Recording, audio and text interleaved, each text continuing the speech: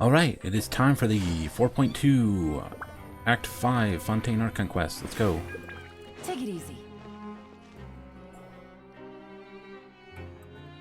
Time has passed since the incident forced its Meripede, and your sentence here is almost finished. Now for a little rest after breakfast. This is the life. Why are we still here? Wait a sec. Isn't something important supposed to happen today? Oh, today. Yeah, it's the update, Paimon. We're supposed to leave the Fortress of Meripede. Come on, we've got to go complete the release procedures now. Oh, thank God the world had an update and we can leave jail. Please, sign here. This document will be effective immediately upon signing, and you two may exit the Fortress of Meripede via the regular channels. It's been so long since we've been to the surface. Let's hurry up and... Come on, we were just out there. Huh? What's happening? Oh, now what?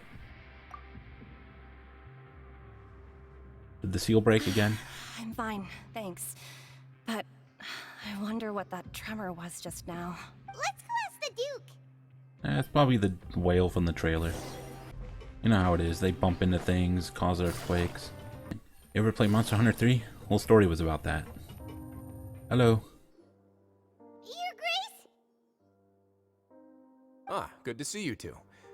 Is there something you wish to see me about? Yeah, let's talk about the big tremor. Ah, that. The tremor didn't originate from the seafloor. In fact, it seems it came from the surface.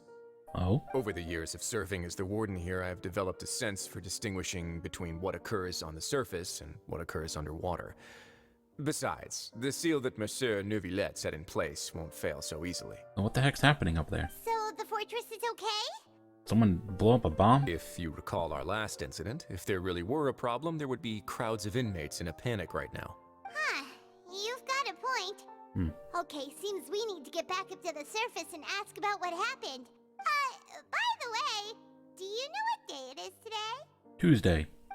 I believe today is this month's pipe cleaning day. Wait, seriously? Actually, today is the day we say goodbye to the fortress. Ah, yes. Have you completed your release papers? Yep. It's you two. Are you leaving now?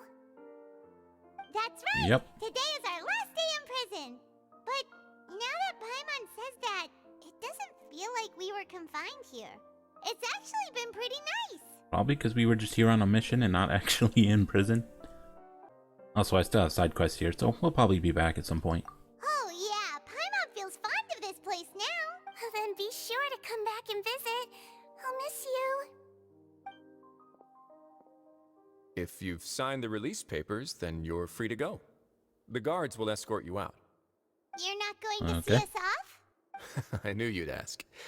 All right, sure. Let's go. Well, Can I just fast travel you out actually and move agreed. on? No worries. You must be busy. Paimon was just joking. Ah, so you do have a polite side, I see. After being down here for so long, I imagine you must feel like you're lacking companionship. Shall I come along too? No, that's alright. It's not like we'll never visit again. Yeah, don't worry. We'll come back to see you. Paimon really likes the cafeteria here. The chefs sure do know how to make good grub. I hope you won't be here as convicts the next time I see you. We'll do our best to stay out of trouble. Well, it seems our work in the Fortress of Meripede is finished. Yeah, until the next time we eat a cake. Chapter in our journey. And since Neuvillette was the one who asked us to come here, we should probably go report to him now. Next up, the Palais Mermonia. You're going to see Monsieur Neuvillette? Please pass on our kind regards. I'm sure just your regards will do, no? I believe it would be the polite thing to do. You're right. I've heard the Palais has been terribly busy these days. Tell him that I hope he hasn't been overwhelmed by the recent string of troubles. Neuvillette! Hello. You've come at the right time, but you'll have to wait for just a moment, as there are some urgent matters I must tend to first. Oh, what's going In the on? meantime, please, have a seat. If you'd like to have something to drink, let the Melusine outside know. That's all right. They seem busy. Very well, then. Let's take a break over there while we wait for him to finish his work. Okay. Now we wait. Amazing. All right. That should wrap things up for now. Are you done with your work? Yes, sorry to keep you waiting. Today should be the day you were released from the Fortress of Meripede, and it appears that you've managed to complete all the release paperwork. Nah, we just left. That's right, and we came here to see you right away. Oh, shiz. Turn this shit off. Well, that's awkward. I guess that's just gonna have to be left in. Nothing I can do about that now. You and Paimon tell Nivelette everything that happened since the Primordial Sea incident, as well as something you couldn't read because it disappeared too quickly. Do you have any idea what that might be?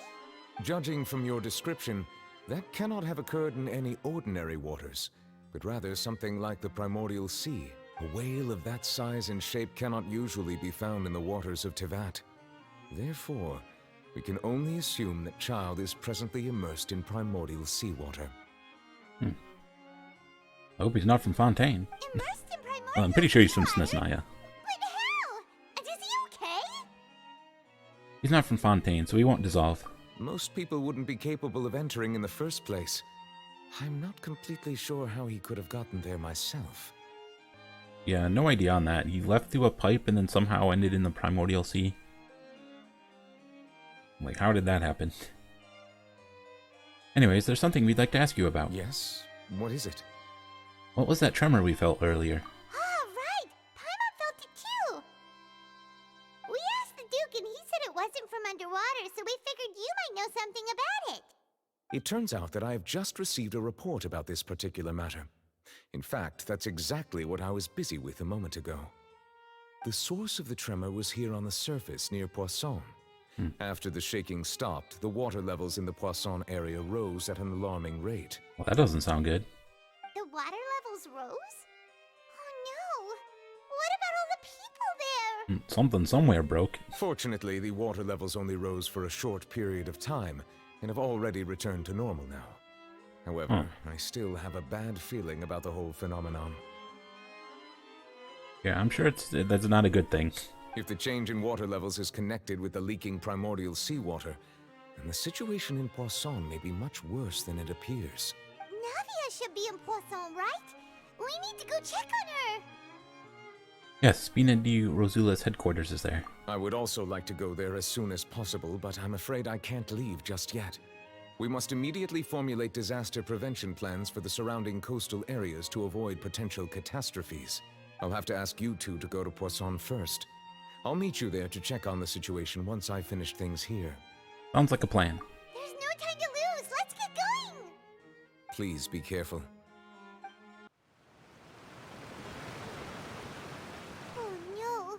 What happened here? All the buildings here seem to be in pretty rough shape now. There's nobody around. Were they all dissolved? No, let's not assume the worst yet. They probably evacuated. Navia should be around here, right? We need to make sure she's still... Paimon means we need to check on her. Oh, there's a dude on the roof of this building.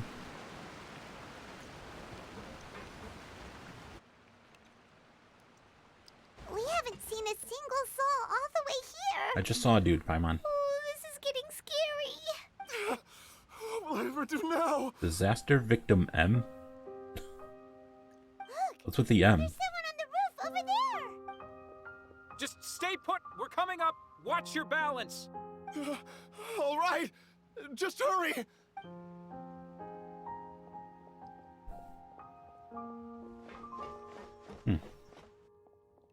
Oh, there's another person. I'm not young anymore. How will I survive on my own? Desri's father? Who the heck is Desri? My Desiree. Desiree, okay. Are they dead? He looks pretty sad. My leg! Oh, Disaster Victim F. My leg!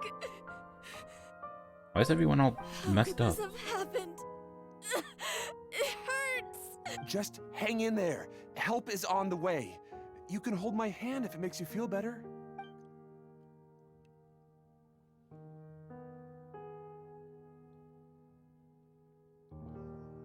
Hello.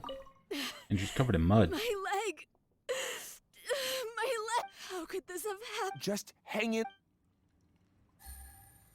Quick, Jean, heal her. Barbados, guide us. There you go. You're all better now. Oh, it's Navia. She's over there. Hey, Navia. I hope she's not hurt. Are you okay?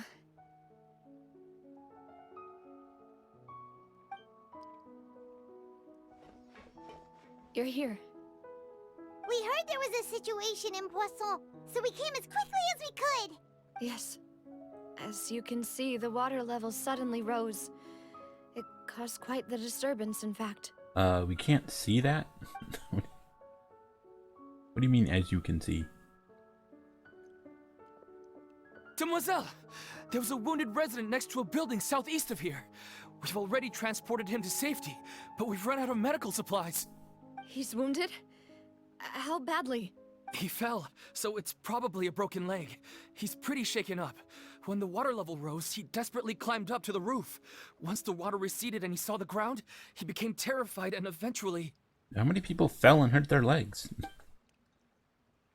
He jumped down then. Find the leader of Squad 1 and tell him to take the wounded resident to see a doctor. He should know where to go. Understood. I'll take over his search and rescue mission in the meantime. All right. You'll be in charge. I'm sorry. Where were we? We were right here. The situation in Poisson? Ah, right. Allow me to explain. A little earlier, we suddenly heard a loud noise. Why did the audio suddenly get quiet? At first, everyone thought that something might have exploded in the waterways. But before we knew it, water started pouring out from everywhere. Is that just me? The rushing water seemed a little odd, almost like Was the it just unique that one color line? of primordial seawater. That was weird. Some people didn't realize the danger and thought it was just ordinary water leaking from somewhere. Everyone on the street who happened to be close to the water didn't have a chance to escape. As the water levels rose, they suddenly disappeared. They were all dissolved. Well, damn. Those who realized what was happening started to flee in a panic, desperately trying to get to higher ground. Many were injured in the stampede, and some people fell from significant heights. The Spina di Rosula initiated rescue operations as quickly as possible, but there have been a lot of casualties. Fortunately, the water began to recede after some time, and the chaos came to an end. The water that flooded the area contained primordial seawater, so the lower levels of Poisson are still hazardous. To ensure everyone's safety, I've asked the people there to leave as soon as possible. Yeah, I was just gonna say, they should definitely leave. No one knows if this could happen again. All we can do for now is try our best to help evacuate the residents.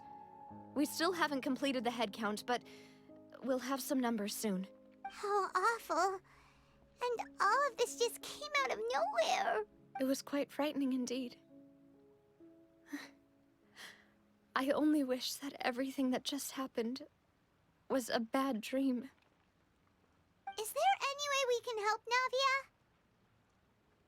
Yeah, we're here to help. Thank you for being so I willing have healers to on help my in party. a moment of crisis like this. You don't know how much it means to me. I really can't express how grateful I am. Wait, we're missing some people, aren't we?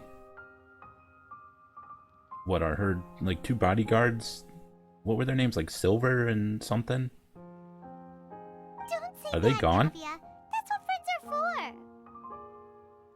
Malus and Silver, yeah.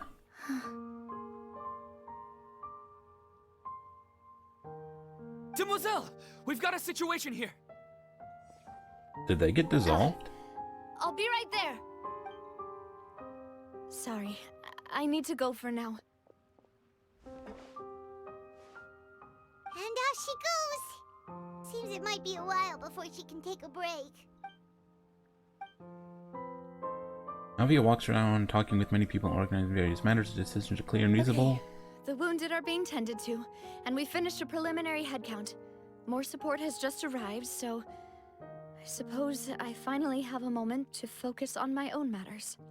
Of course, we should remain ready for anything, and continue doing our best to rescue others. I'll be sure to have everyone at the Spina di Rosula ready to render assistance. Traveler, Paimon, would you two accompany me to my father's grave for a moment? Huh? Sure. Right now? Thank you. Man, I hope Malus and Silver aren't both dead. That'd be lame. Like, one of them I could understand, but both? Not a lot of people here, huh? Nope, it's just us. Well, given the time of day and the whole situation in Poisson, Paimon doesn't think there'd be a ton of people here visiting graves. Right. That's how things are now. That sun The is living really are bright. so exhausted that they've no strength to spare any words for the dead. Navia? No need to push yourself so hard.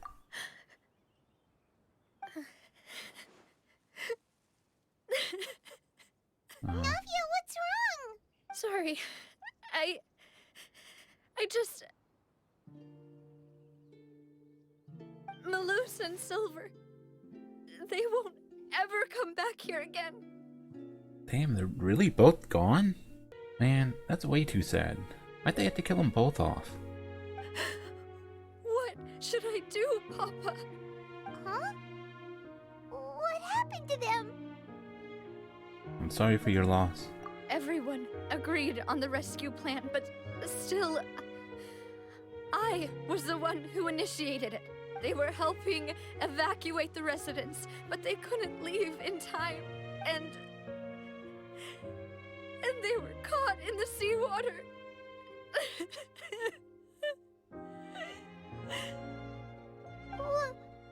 What should we do? I've known them for so long, and I know they weren't afraid. But I could at least hold a funeral for my father, and I know where he rests. But as for Malus and Silver, they're just gone. I just can't.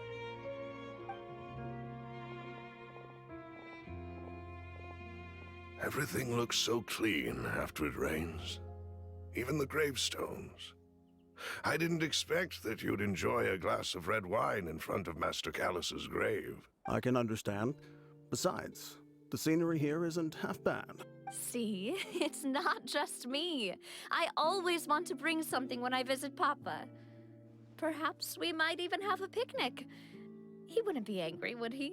How could Master ever be upset with you, demoiselle? Yet the cemetery is the home of those who have passed, is it not? Everyone ends up here sooner or later, no matter who you are. Buying yourself a plot in advance, are you? No need yet.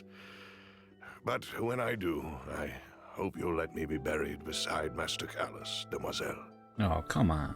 Hey, stop joking around. I'm quite serious. That way, it will save us both the trip to see each other whenever you visit your father's grave. That makes sense. In that case, could I be buried on his other side? After all, besides you, demoiselle, the two of us could certainly be considered Master's closest companions, no? Personally, I believe we fill those shoes just fine. Why are you bringing this up all of a sudden? Seriously.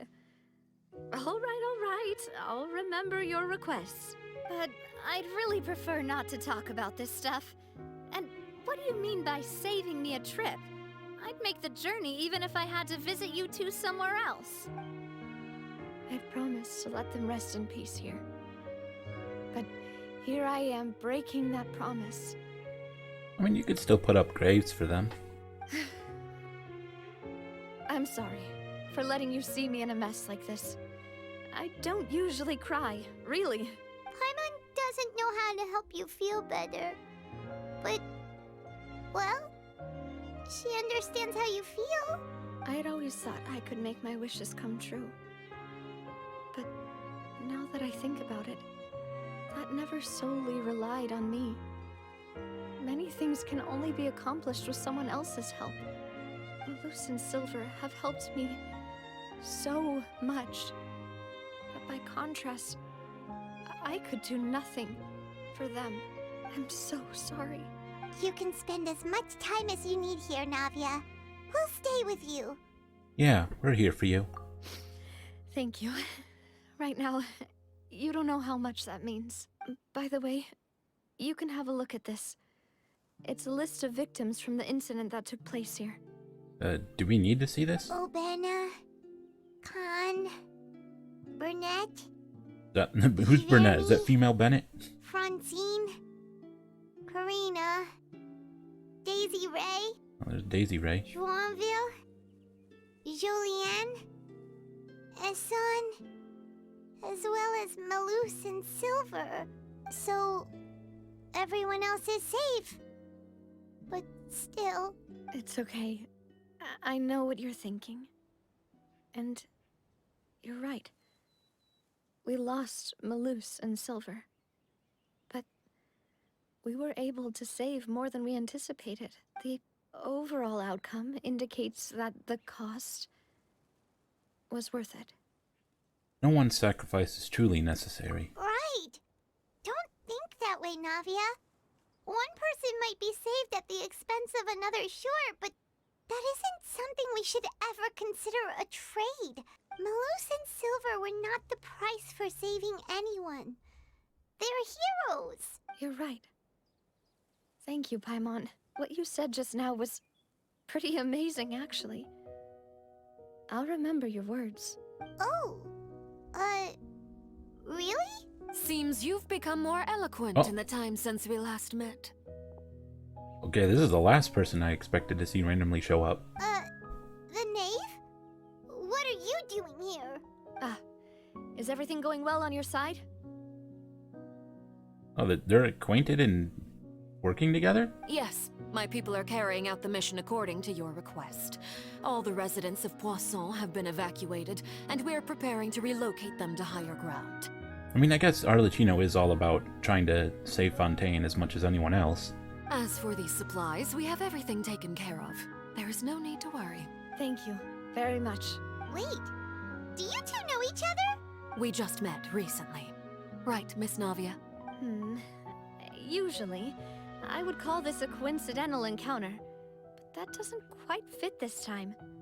Besides, it never even crossed my mind that a Fatui Harbinger would come looking for me. Thanks to the Knave, Spina di Rosula received generous support from the Fatui, which allowed us to complete the rescue and evacuation work so quickly.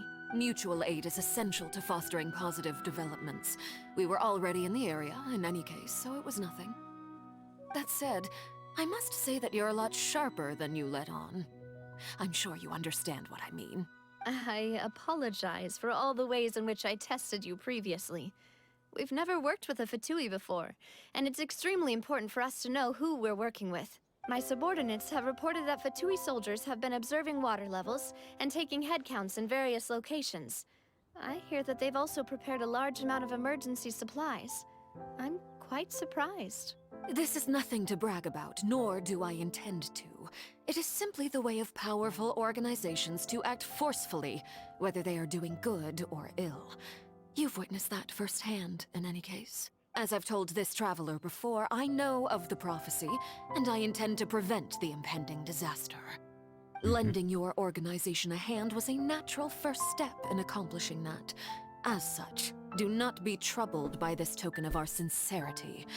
Perhaps one day, you'll also be able to help me in the same way. Without your help, there would have been many more casualties. I won't forget your kindness. Furthermore, I sincerely regret what happened to Malus and Silver. I only wish that my people could have arrived a little earlier to prevent this from happening. Don't say that. You and your subordinates did everything you could. As Paimon said, Malus and Silver didn't choose to sacrifice themselves for any specific person. And they weren't the price paid for other salvation. They chose to become heroes themselves. I've never liked hearing people put it that way. It's like trying to relieve pain by saying some noble-sounding words. But right now, there's nothing more suitable. They really did become heroes. You're right. I'm sorry for your loss, Miss Navia. Water is life to Fontaine's people, and it also spells disaster. It's no wonder that people always say that prophecies represent fate. Fortunately, I've never been one for such opinions. So, you're one who will try to change fate then? Of course. That is why I'm going to Hotel Bouffe de Thé. I still have some things to take care of, and the children need my attention. Yeah, sometimes these French names just make me laugh. Hotel Bouffe de or whatever she said. By the way, Traveler, Paimon, one more thing. Uh-huh. Alright, then we'll just... Huh? This isn't right. Paimon thought you would ask us to walk with you for a moment so you could tell us something in private. I mean, we're basically already in private. That is a clever and useful conversation technique, It's just which Navia I here. do like to use when necessary. But there's no need today. It would not hurt to have Miss Navia listening in. Traveler, I'm sure you remember that I said we could work together when we had the chance. Yeah, so when are you coming out as a playable character? You and I both know that there may be issues with the Primordial Sea. Previously, it was the Fortress of Meripede's sluice gate, and this time it was the water levels in Poisson. These are both signals. So the time for jolly cooperation has come? Indeed. Allow me to share the latest intel I've received from the House of the Hearth's intelligence network with you. During some recent investigations, a child claimed to have discovered some ruins near Poisson. The ruins date back to ancient times, and seem to be worth investigating in many ways. Judging by the dating of the ruins, they may be related to the prophecy and the coming crisis. The situation is becoming more urgent, so any pertinent information will prove extremely precious. We gotta do some ruin investigation? My people initially came to prepare for ruin exploration. Unexpectedly, this disaster struck.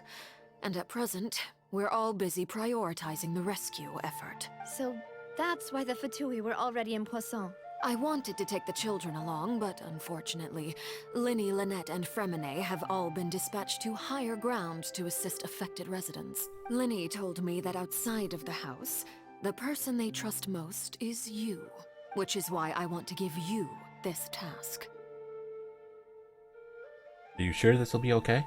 The House of the Hearth's members see each other as family, but Linny, Lynette, and Fremine said that they also see you as such, even though you are not from the house.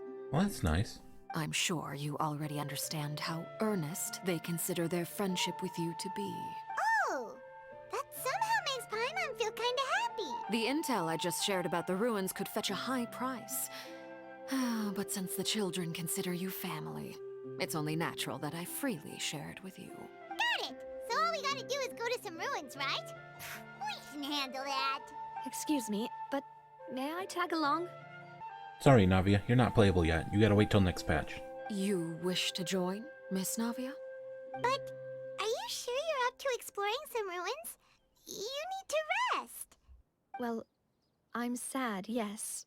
But I can't just go back and plop myself into a chair by the roadside and do nothing.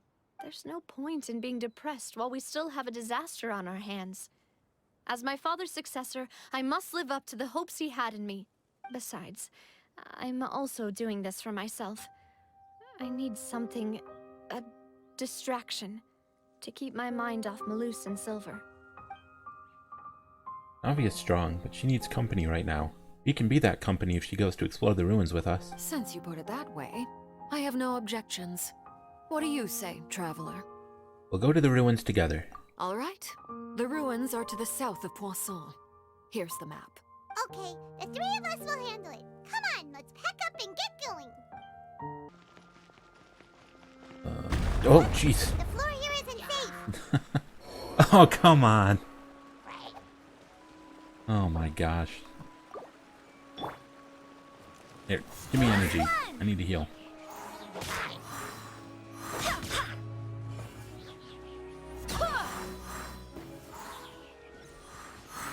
I swear by my sword. Well, that really caught me off guard.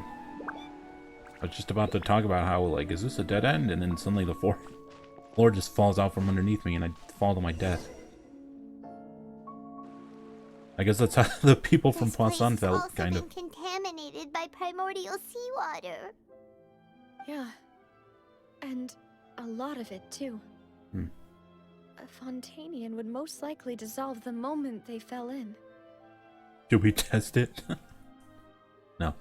You should go back to Right. safety. You can't go down if there's primordial seawater. It's too dangerous, and it won't be any help for you to just stay here. Don't get by my wrong. We're not saying you're useless. It's just that... I mean, she kind of is until she becomes playable. No, you're right. I can't do anything in this situation. I'll leave this to you. From the looks of things here, maybe there's no way back. I mean, we did just fall down a hole. How's she gonna get out of that hole? That complicates things. Maybe the only way left is forward. In that case, do you want to wait for us here? The water levels here are unstable, and there's a chance the water will rise.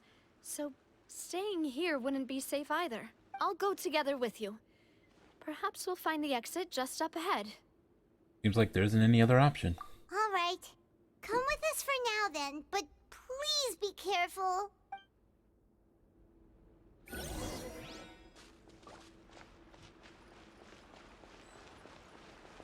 Oh no. Oh, so we're climbing up that way? Let's try climbing over from the side. Are we not going in the water? Oh, it doesn't let me? I think this doesn't make sense, because I was about to switch to Lynette and jump in and see what happens. Whoa. What is this place? I'm guessing this is more primordial water and it won't let me jump in it. Ah! Yeah. Fine, be that way, game. Oh, what is it? Really need to zoom out like this? Wait. Oh. Oh great, bridge is collapsing.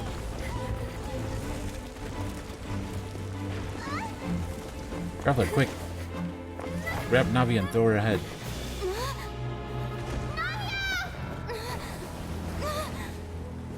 Will the Traveler use any powers to save Navia? Find out next time.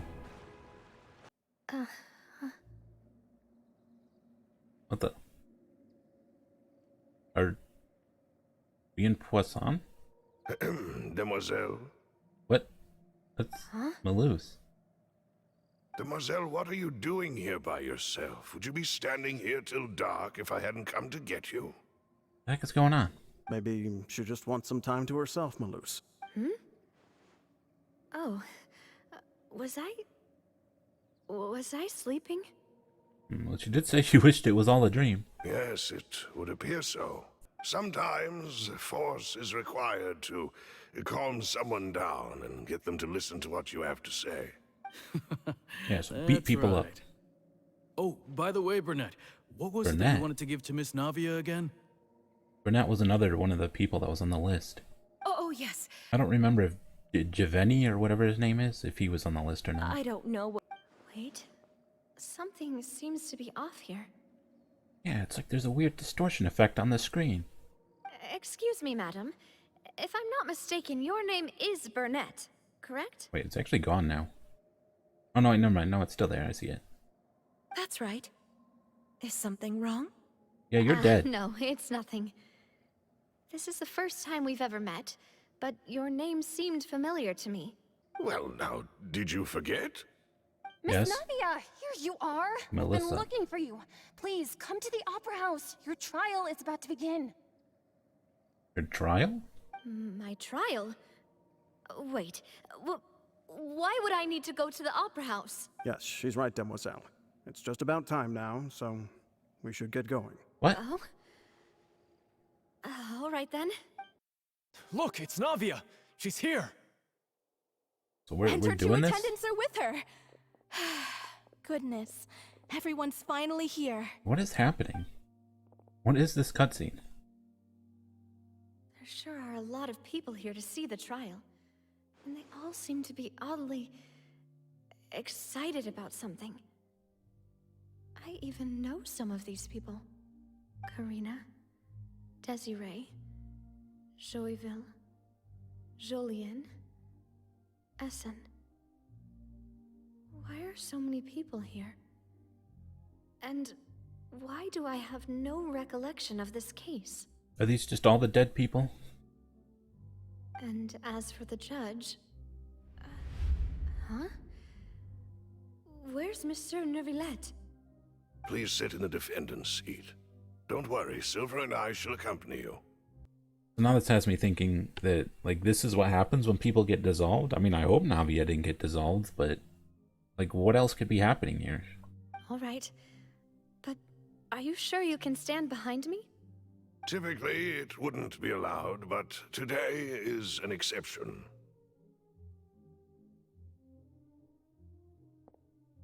Hopefully she, like, fell in but didn't dissolve and we got her out and she's just having some weird, crazy dream.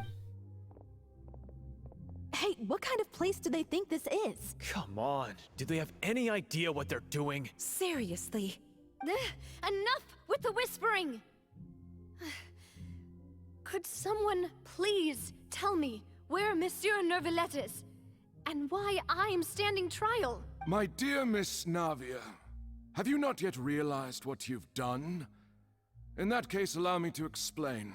Yes, explain. As all here know, you are Master Callus's successor, the head of the Spina di Rasula, someone held in high regard by every soul in Poisson. After you took over the Spina, you treated all of us just like the late Master Callus had. If anyone in need reached out to you for help, you responded. Not only you, but your butler, your subordinates, nearly everyone in the Spina di Rasula fought for the well-being of those in Poisson. Yes, can you get to the point, please? Wait a moment. Aren't you just proving that I'm a good person? Yes, correct. Absolutely right. And that is why you stand accused. You have helped so many people get through so many difficulties. You are one with us. We are inseparable. Okay. We are one big family, all of us who are from Poisson, inextricably linked. And with you being so important, we couldn't possibly do without you. Therefore, this fair and honorable court shall declare you guilty. What? And you shall stay here. You will be together with us forever. Huh? This is weird. What are you saying? Everything you have said is correct. I have indeed done a lot for my hometown, and I would be willing to be with you all, but what is the purpose of having me stand here like this? What is there to discuss? Is this like all the people who died trying to call to her? Ah, well, if that's what you think, then I have no further comments. How wonderful, Miss Navia! I know all these people. Why are they laughing? I seem to remember now. Yes, I get it. This trial is... What? Wait just a moment. This isn't right! What is happening? Malus? What was that, Mr. Malus? Our conclusion is very clear and unanimous. Let the court judge her now. She's guilty! I still don't understand. What is she guilty Stay of? here, Navia! You're one of us! Demoiselle, don't admit guilt. This trial means to keep you here forever. So what are the dead people trying to pull her into the afterlife? What is going on? I wish to exercise my right to defend Our Lady. Mr. Joinville, you only know of Except these Navia's two. goodness, but nothing of her utterly independent mind. She was born a free and independent spirit. She has never been tied down by anything. Indeed, even the death of Master Callus couldn't stop her. Her actions cannot serve as proof that she identifies herself as part of any group.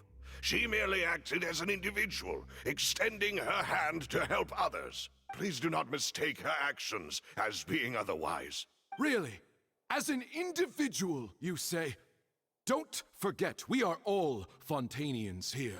This is the nation of justice, the nation of Hydro. Even if Miss Navia only voluntarily rendered her assistance, that doesn't change the fact that her beautiful soul must return to everyone. Water accepts all, blends with all. It will surely accept her kindness. Everything is measured here in the nation of Hydro, and in the end, everyone shall meld together. Thus, when a unanimous opinion emerges, that opinion represents justice. So what are we saying, that if everyone dissolves into water, that's to become one, that's similar to the justice system? This is weird. Now I speak for everyone. Our opinion is consistent. Navia should stay. We and Navia are one. No Navia for you. And you would call this justice? Preposterous. Yeah, you tell him. You are merely jealous that Demoiselle still has a chance to exist as an individual. Have you forgotten how much you all once longed to become individuals, to become independent? Do you mean to defy our justice? If your justice is flawed, then why should we acknowledge it? As you said, we can also have our own justice. Silver and I shall defend Demoiselle, and that is how we will enforce justice. Ugh, my head... It hurts. I wonder, does every Fontanian who touches a bunch of the primordial water have an experience like this? And if they give in to like the common will or whatever, then they just dissolve and become one of them? Demoiselle. Silver, it hurts. My head is spinning. All I can see is stars swirling in front of me. I remember now. Everything that seemed odd from the very beginning. Karina, Desiree, Joyville, Jolien, Essen, and Mr. Giverny and Mrs. Burnett, who we met earlier. Even Malus and Silver. I don't want to admit it, but they're all dead. Don't be afraid, and don't admit guilt. We will protect you to the very end. Absurd! Who are you to say that she cannot be judged? We are the majority, and in the nation of trials, the majority is absolute justice. We are the will of all. Well, time to run away. Don't let them escape! We shall keep Navia here with us! Mr. Malus and Mr. Silver, must you be so stubborn? How could the two of you possibly hope to stand against the collective? Do not resist. This judgment is fair and just. Oh, what was that? Navia belongs to us. After all that happened, she should not be left alone in Poisson. What are you saying? I mean, this is just like the stuff from Act... Was it Act 2? Where all the freaking women that had been dissolved all merged into like one consciousness. No more excuses! He says we're jealous. Jealous? How could she possibly be an independent individual? What's with these people? Who's jealous of her? She belongs to us! Miss Navia, she... Navia, wake up. This dream's getting weird. Oh, Nervalette showed up. That's...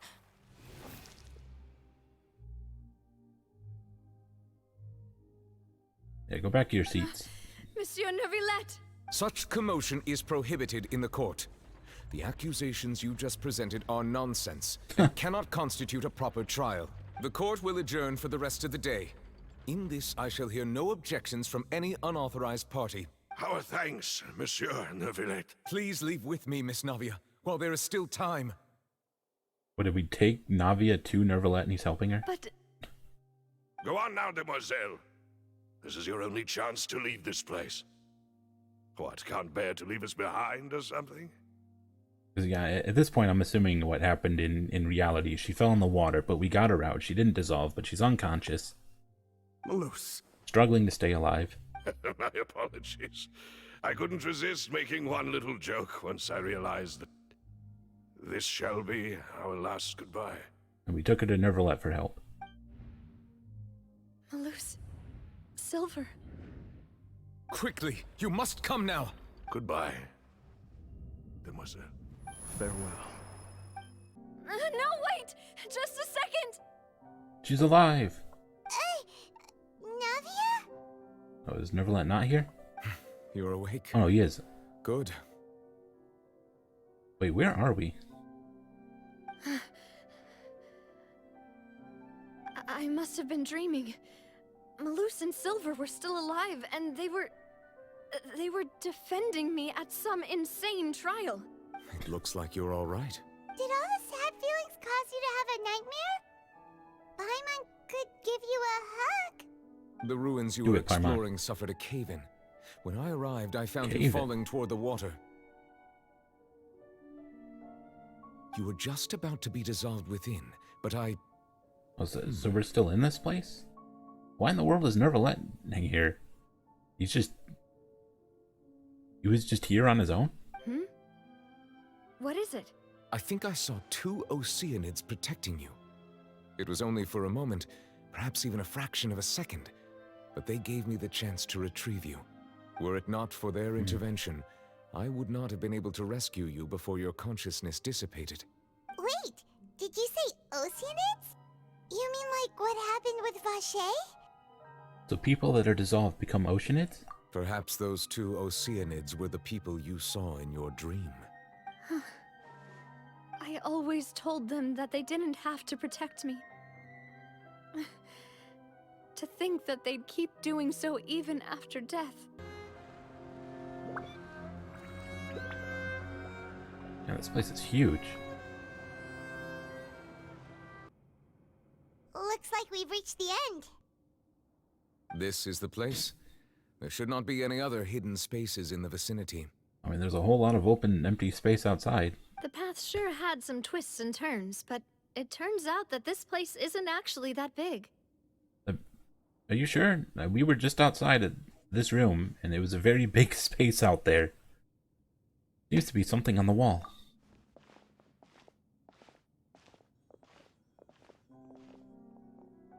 It's a picture. Stone Oh, slates. is this the prophecy? It seems like they were put here as an offering. Could we take them down and have a look? Perhaps we should just leave them be for now. Take a picture. There are 4 locations in total, but only 3 stone slates. The slate that should be in the first empty spot is missing. The surrounding walls also show signs of damage. There's something written below. Let Paimon see. Reason dictates that this nation be destroyed. I shall record the history of its future here in its past.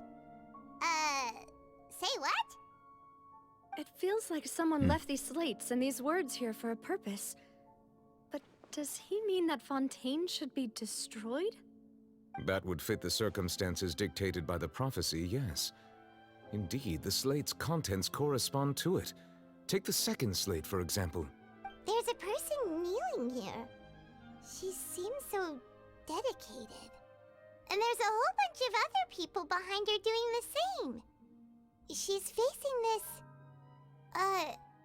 what is this? Some kind of island in the sky?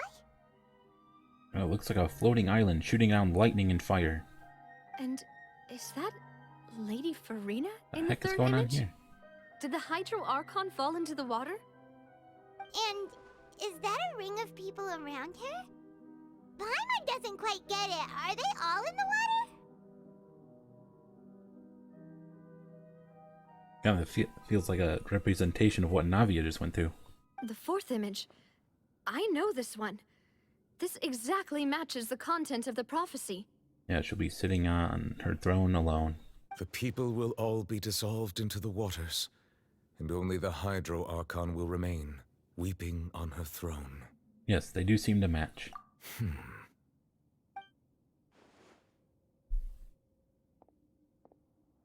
What the heck is this part of the prophecy?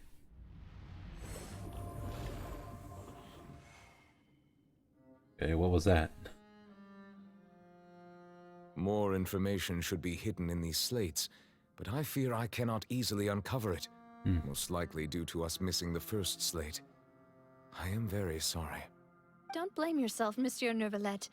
Deciphering ancient stone slates isn't one of your duties. Ooh, the Paimon's getting the chills just looking at these slates. This says that it's the history of the future, right? That means the prophecy's sure to come true. I really hope it doesn't mean that. Still, Paimon feels like these images are kind of weird when you look at them together.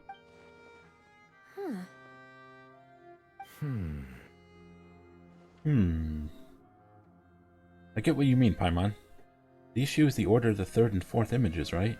That's right! If the images are in chronological order, shouldn't the fourth, the waters drowning Fontaine, come before the third? Where the Hydro Archon herself falls into the water? Well, maybe she falls in first. And yet the order is reversed here. Quick, tell Farina not to fall into any water. Second image is also quite concerning. What sin are the people in the images confessing to? If we go by timing, Lady Farina only emerges in the third image. That means that the person in the second image might be the previous Hydro Archon. Egeria, then. I had never met her, but her appearance here does match the records. What, just a lady in a long robe thing? Whatever that is? The previous Archon kneeling before the floating island in the skies, as if confessing a sin. Did she herself commit that sin? And if not, why would she be in such a posture? Also, I'm still wondering why these ancient stone slates are here at all. Judging from their contents, could this place be the origin of the prophecy? Does that mean that someone, or some people, once saw these slates? Well, I'd imagine so. Someone made them. But who would have created these slates and left these words here? It seems that any further clues will have to come from Farina. In that case, there's no time to lose. There's nothing else to be gained here, so let's head back first. Yeah, we better get somewhere safe for now. Traveler, I will go talk to Farina tomorrow morning to ask about the stone slates. I'm sure that you're concerned about this matter as well. If you have time, drop by my office. I will share the results of our discussion with you. Alright, see you tomorrow. Navi and Neuvillette both depart. You and Paimon head to the Spina di Rosula base at Floof Sandra, wherever the heck that is. We're finally back! Welcome back. We've got a special menu prepared for you two tonight. Yay! And there's good food too! Navi, no, the boss is the best. You did great as well, Paimon. Ooh, desserts! Nice! These are all Paimon's! Paimon's already starting to forget what happened today. What? Wait a minute. Mona? The heck is Mona doing here? Oh, that voice. Is that who I think it is? That's what I should be saying. Huh? It's you two. What are you doing in Fontaine? What are you doing in Fontaine?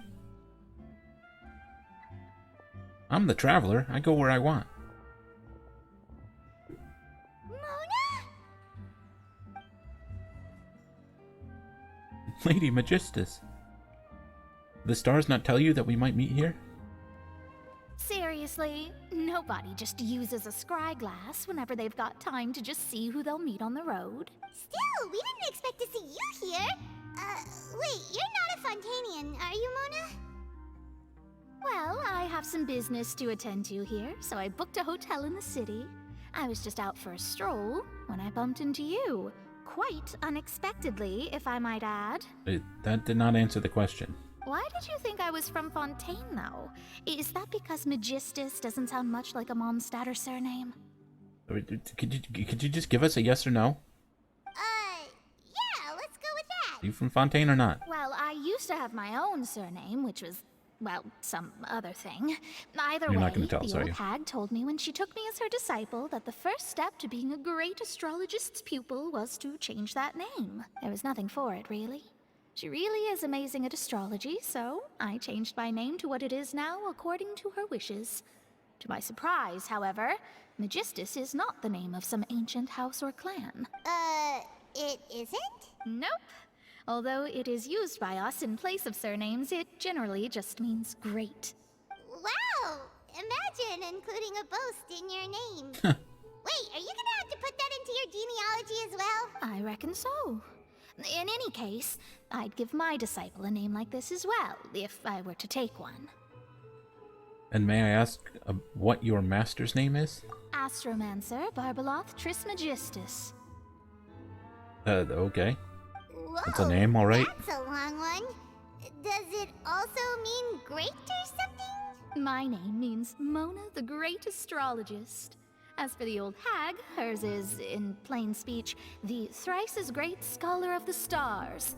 Just take it as a title specific to astrologists. Sure. Thrice as great? That's so petty. I know, right? That's just how she is. She used to call herself Magistus, actually, but when she took me in, she changed her name to Trismegistus. I see. Talk about excessive. Magistus is thus the calling card of our school, so to speak, which makes it about the same as a surname. It's all right if you don't get it. You can look into it further should you need to study astrology more deeply. How about Triple Strength Traveler or Triple Appetite Paimon? Terrible! But anyway, you're not Fontanian, are you, Mona? You're from Mondstadt, right? Yes, can you just answer the question now? Well, I was born in Mondstadt, yes. Oh, okay. My parents migrated to Dornman Port, and I traveled with the old hag for a while, after which I settled down in Mondstadt City. Oh, that's a good thing then. At least we know you won't be dissolved by Fontaine's waters. Speaking of that, I'm sure you're aware that a bunch of things have happened here in Fontaine, right? I know you're not a local, but I'd avoid getting too close to any water that looks strange all the same. There's something ominous about it. Well, the water, I mean.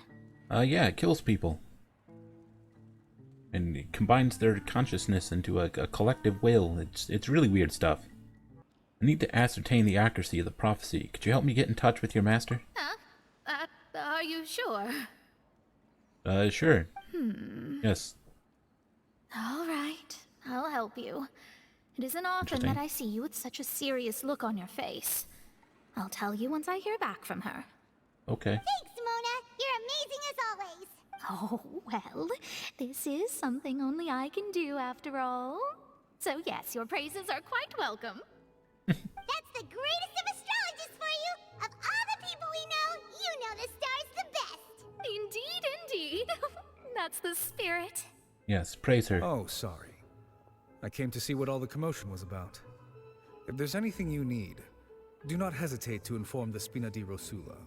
Oh, whoops. Guess we were getting a little too carried away there. Well, I'll go tend to my own business now. If I receive any news, I'll be sure to come find you two again. Okay, see ya. And there she goes, quick as rushing water. And here we are with the Spina guy giving us suspicious looks.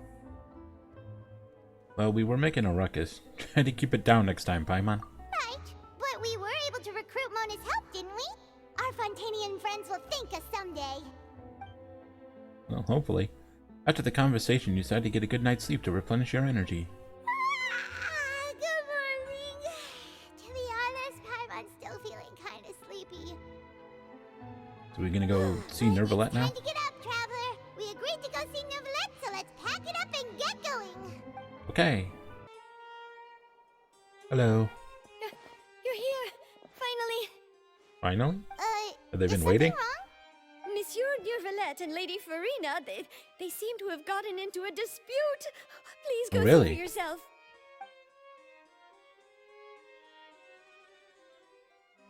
Are they beating each other up? Like I said, I've already explained everything. And yet the problem has not been properly solved. There is little space for excuses between us. It is not my intention to offend you, but please, tell me where you stand. You are the Hydro Archon Focalor, are you not? Look at this. This is a What if she's list not? of the victims from the recent Poisson incident. Please don't tell me she's gonna read all the names aloud. You mean all. We did not Okay. arrive in time to avert this disaster, and I will not have it happen again. I will say this once more. You must tell me everything you know. Yesterday, I found 3 stone slates in some ancient ruins near Poisson. Do you know anything about those? Seriously? You're questioning me like this is a court case now. I don't know anything about that. But you found Does she know them anything in some at all? ancient ruins, you say? That's correct, which is why I came to ask you some questions. There should have been 4 slates, but one of them was missing. The other 3 feature different images that seem to correlate to the prophecy. The prophecy? The second of these slates depicts the previous Hydro Archon Egeria kneeling before a floating island in the sky, as if confessing something. Do you know nothing of this either? I don't. I've never seen such slates. Okay, but do you know about the events they show? I'll ask you again. Do you really have no information regarding the previous Archon? My deciphering of the slates indicates that the Hydro Archon Egeria once had to confess to, or apologize for, a certain sin. If anyone would know about it, it should be you. You know, how long has Farina been the Archon? Or, at the very least, pretending to be the Archon if she's not actually the Archon? Like, has she been around longer than Nervalette? All gods don't have the same secrets, you know. She was herself and I'm me. Is it really so strange that I know nothing? I understand your concerns, but I'm sorry. I just don't have anything to tell you. Forgive me for saying this now, Lady Farina, but I have long known of your various secret investigations into certain matters. There are several indications that you have been investigating the prophecy on the sly. This is not strange in itself, considering that you are the Hydro Archon. But it is strange that you should also claim to not know any of Egeria's secrets, as well as do nothing following your inquiries. You have never been as superficial as you have presented yourself to be, nor are you a fool. And yet, your behavior is very inconsistent.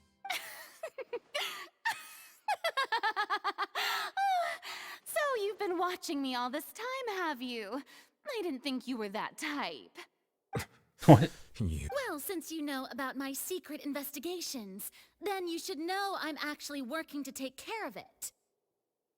Uh-huh, and what are you doing? This is like the freaking Arlecchino meeting all over again. There's no point questioning or suspecting me. You're the Eudix, but you're still my subordinate. You should be following my lead. Just trust in me. You're Archon, and do as I say. Never mind whether you can truly convince yourself to or not. It'll all turn out fine.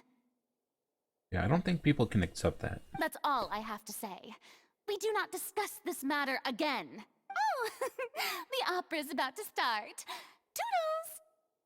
And she leaves to go watch a show.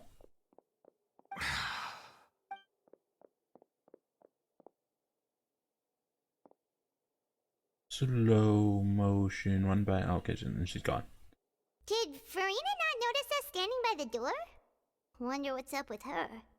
She was smiling. Huh. She didn't seem in the mood to care if we were listening in or not. She seems deeply troubled. She seems to be deliberately hiding something. I assume you've been outside for a while now? Oh, you noticed. Seems Farina didn't even realize we were here. She was in a great panic, though I cannot discern the reason. Our discussion reached impasses time and again, a state of affairs that we cannot allow to continue. Still, I do not understand. Dialogue is the basis for understanding, so why did she keep refusing to engage? I'm afraid questions alone might not suffice. We need to make her understand how dire the situation actually is. I mean, a list of dead people wasn't good enough, apparently. Everyone in her inner So what would circle be? has noticed that she is hiding some secret. The issue is her attitude. I fear that she will not reveal anything unless absolutely forced to. Is this why she ends up in trial? Just so we can try and get information out of her? We may have to create a situation in which she will have no choice but to speak. By putting her on trial. Oh? Like what? Putting her on trial. Normally, people will only reveal the truth Okay, I'm when gonna stop standing saying it. trial. Oh, well, now Perhaps he we said must it. have the Hydro Archon experience just such a scenario. But Farina's seen so many trials, and she's really good at dodging questions. How do we make sure that she won't just slip away at the first chance she gets? We will need to consider this thoroughly, join forces with various parties, and then do what we can. If at all possible, I would prefer to recuse myself from this affair, but we must prevent the prophecy from coming to pass. This may be cruel to her, but all Fontaine is in crisis. The information a god possesses is too precious, and so we must take a chance on this. In that case, we will need help. Well, who will lend us their aid to do such a To thing? do such a thing. Oh, he was saying that. I think I know who to call. Arlecchino? A few days later, on a boat somewhere in quiet Poisson. Well, that's everyone, huh? Simon, why are you Which, it was pretty smart of you to peeking think out of from hiding behind the here. chair? Poisson was just involved in a Well, Annette. disaster, so it's presently devoid of people. That naturally makes it the best choice. And here you are drinking tea like it's the most natural thing in the world, huh? That's what families should do. Sit and enjoy a leisurely time together. It's nice to enjoy tea here, you know? Care for a cup? Lend me your ears, Navia? everyone. Or perhaps one of you might like to start us off. How about you, friend? No, Femine. Me? No, I don't think I can. Then, how about you, good sir? Oh, I well, that's fear here. that I will cause the mood on this boat to become as somber as it is in court. Well then, I guess we're lucky we've got a local like me to organize things. Wonderful, the spotlight at last. I guess I'll be facilitating things from here.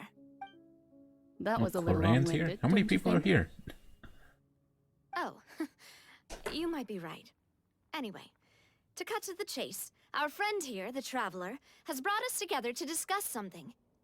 Okay, so no Arlecchino. But we do have the siblings. As for what that is, well, let's start by saying that we'll be pooling our efforts together to create a series of traps. Yeah, we're gonna kill the Archon. I mean, we need to get her on trial. Oh, how intriguing.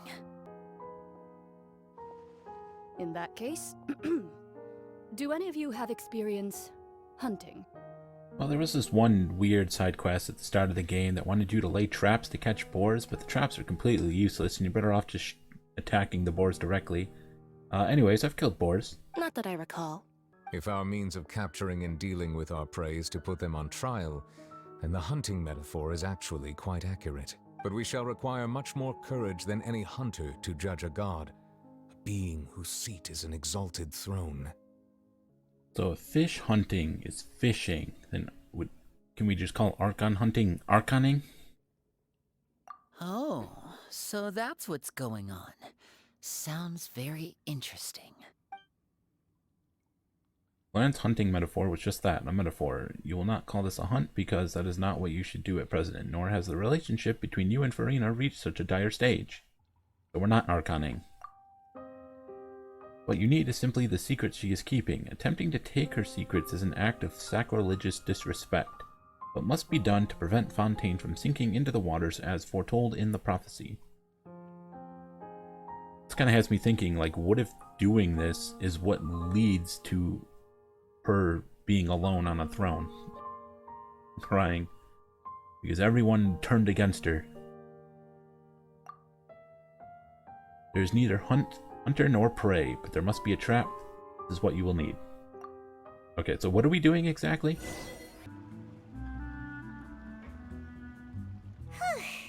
It's been a tough few days, hasn't it? So much has been happening.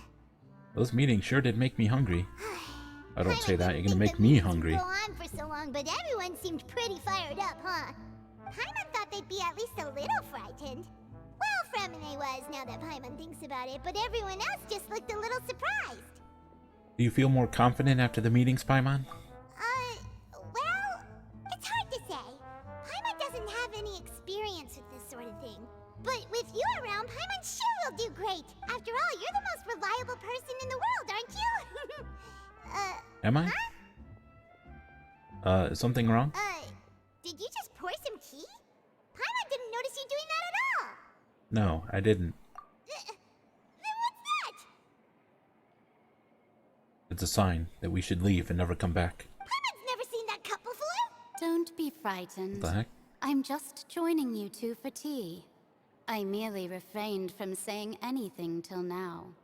Who are you? Who's that voice? But there's no one here. Invisible tea drinker? Ah, have you forgotten me already? Forgotten? Wait, you are familiar. You're the voice we heard from the sky in Sumeru. Oh, the mysterious voice from the end of the Archon Quest? The voice from the sky, I fear that description is wrong. Though, not completely wrong. You're feeling lost now, just as you were feeling previously. I sensed that confusion and thus came to you. Guiding people is an irresistible hobby of mine, after all. Okay, who are you and what do you want with us? Consider me a passerby, just accepting a commission from my friend's disciple on a whim. So you're a friend of Mona's master? Friend's disciple. So this is one of the friends of Mona's master, the enigmatic N of the Hexen Circle. Allow me to ask you, will Fontaine's prophecy come true? The prophecy. Yes, Mage N. what has been prophesized will be fulfilled. You may view such things as the history of the future. What? Then is there any way we can stop it? I believe you have witnessed a failed attempt with your own eyes. Can everything in Tevat so easily be changed? What did we witness? Can there really be no exceptions?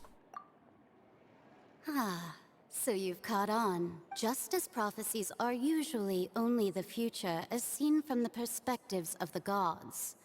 Could things be happening in hidden corners where the gods' gaze does not fall? Oh, now we're quoting that one trailer? Are the things that you shall see different from the fate that the gods perceive? What is she talking about? It all sounds really impressive and important and stuff, but it also sounds kind of scary. It was a very elaborate roundabout way of saying yes. The tea in the teacup is just about gone as well. So how are you drinking that? I believe that you understand, right?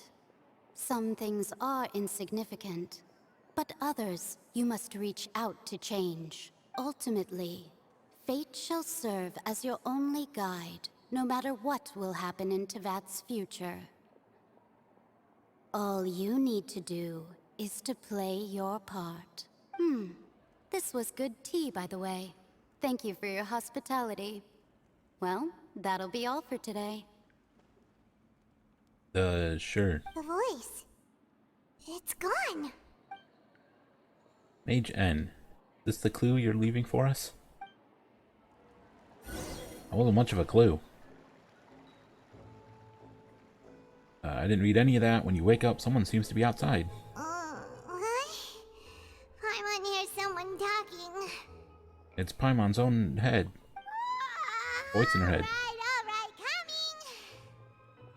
Getting more diligent, Paimon. Hey, it's you who's getting lazy, okay? Well, I see I Getting lazy? I've always been lively lazy. banter. Oh, Mona's back. How have you been these past few days? Fine, just fine. I went to take part in that Steambird panel. It turned out to be more interesting than I expected. Oh, did you meet Charlotte? Not all Fontainians are pessimistic about this. One journalist mentioned that sitting around and waiting for the end to come would be wrong, and that they should make their own rescue preparations.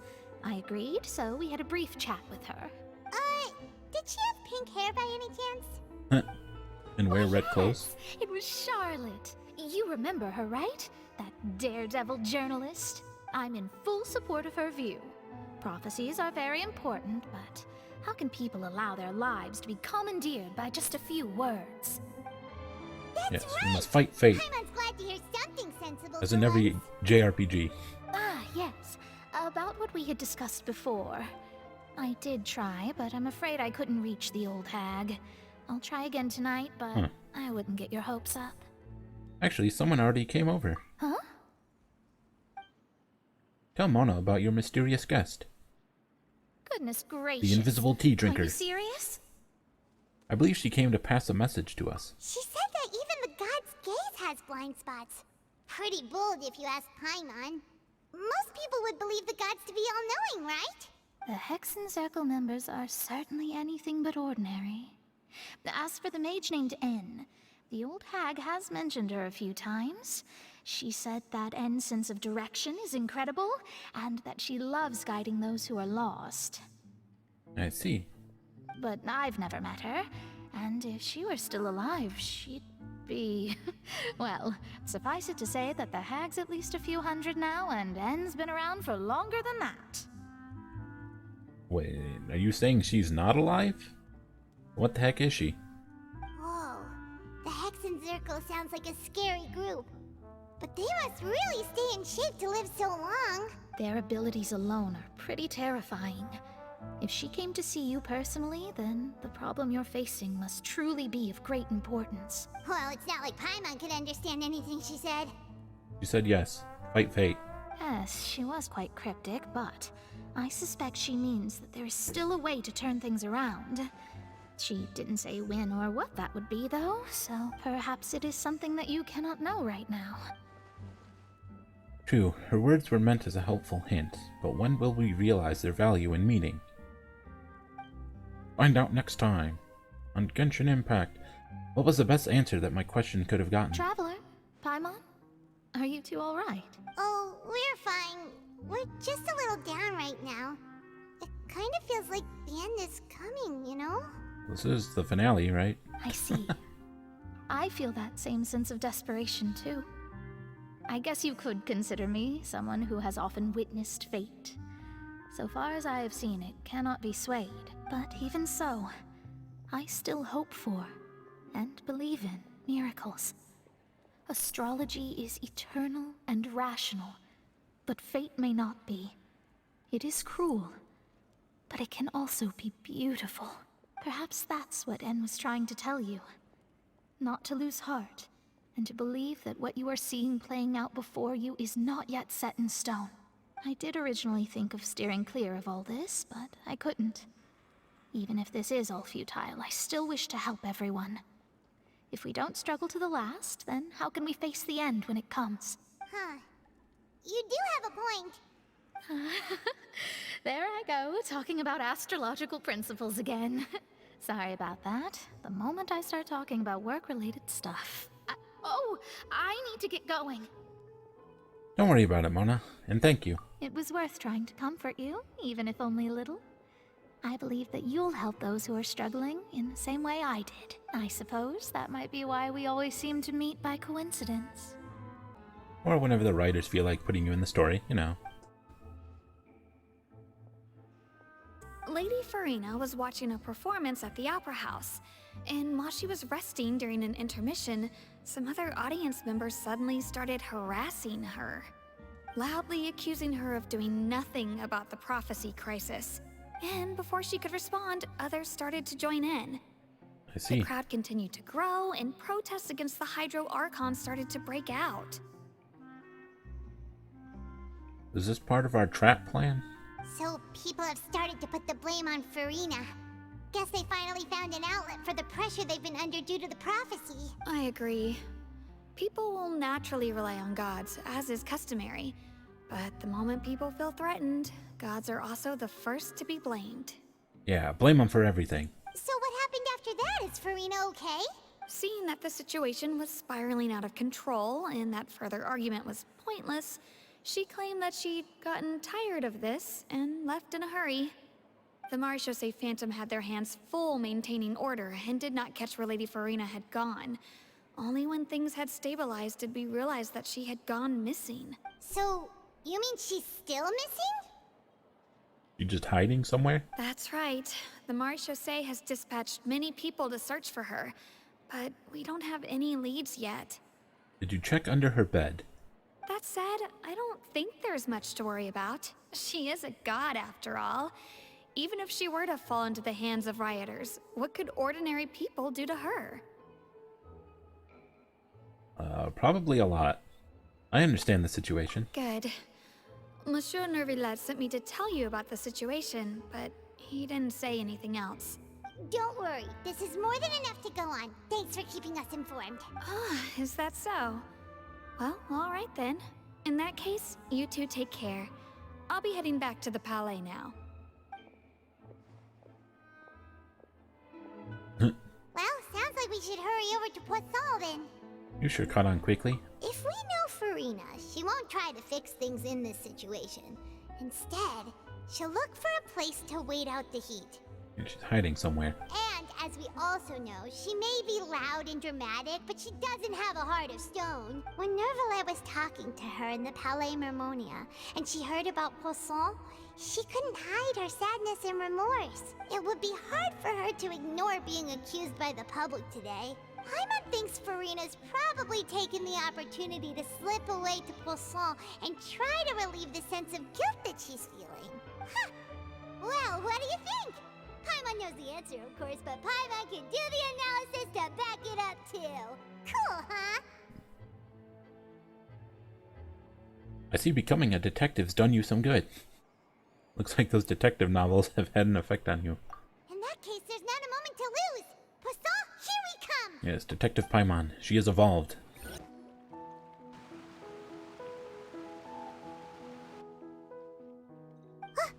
That's Farina, right over there. She really is here all on her own. Stay quiet for now. You must stalk her like Charlotte stalks us. Should I just give up? This is all meaningless. What was meant to happen did happen after all. Everyone's dead. Well, not everyone. I'm sorry. I am so sorry. Give up, Farina. There's no point in holding out. I'm sorry. But what can I even do other than to repeat meaningless apologies over and over? Who's that? It's me, the Don't Traveler. worry, Farina, it's just us. So it is you, blonde And she's traveler right from into another front mode. land. Why, I almost thought you were someone from that mob of my ignorant subjects. Come to kneel and beg for my forgiveness. Farina, you were crying just now, weren't you? The tear stains on your face are obvious. What do you mean, tear stains? Oh, I remember. The show at the Opera House earlier this morning was so moving. I'm still trying to process it. Oh, really? Then what happened? Who did that uncivilized rabble think they were? Disturbing my enjoyment of the arts. They even dare to tout their Archon. I must teach them a lesson. I can just imagine their twisted and frustrated faces once they realize that I'm nowhere to be found. Oh, and I'm sure Neuvillette and those people from the Marche Sauce Phantom are freaking out right next to them, too. You're actually beyond devastated right now, aren't you? Of course not. Hey, there she is! The Hydro Archon's over there! Get her! Quick, after her! Farina, those people seem to be after you. They are? They're just some rabid fans who want to cut the line because they haven't been able to meet me in person, aren't they? Oh, is that what they are? That's against the rules. I can't let them get their way. What are you gonna do, beat them up? Farina just ran off. Oh, run away? Quick, we have to catch up with her.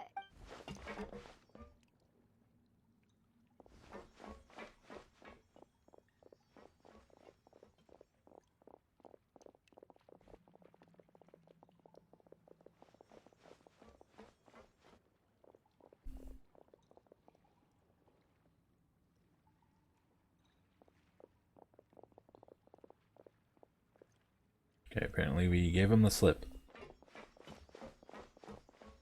This should be the place, right? Hey, Farina! There's a good hiding spot over here. Quick, come to Paimon before the rest of them catch up to you. What is this place? Hurry, they're almost here. Fine, fine. I suppose haste is warranted. Lead the way. Is this the trap? Oh, no, no one's in here. Paimon's exhausted.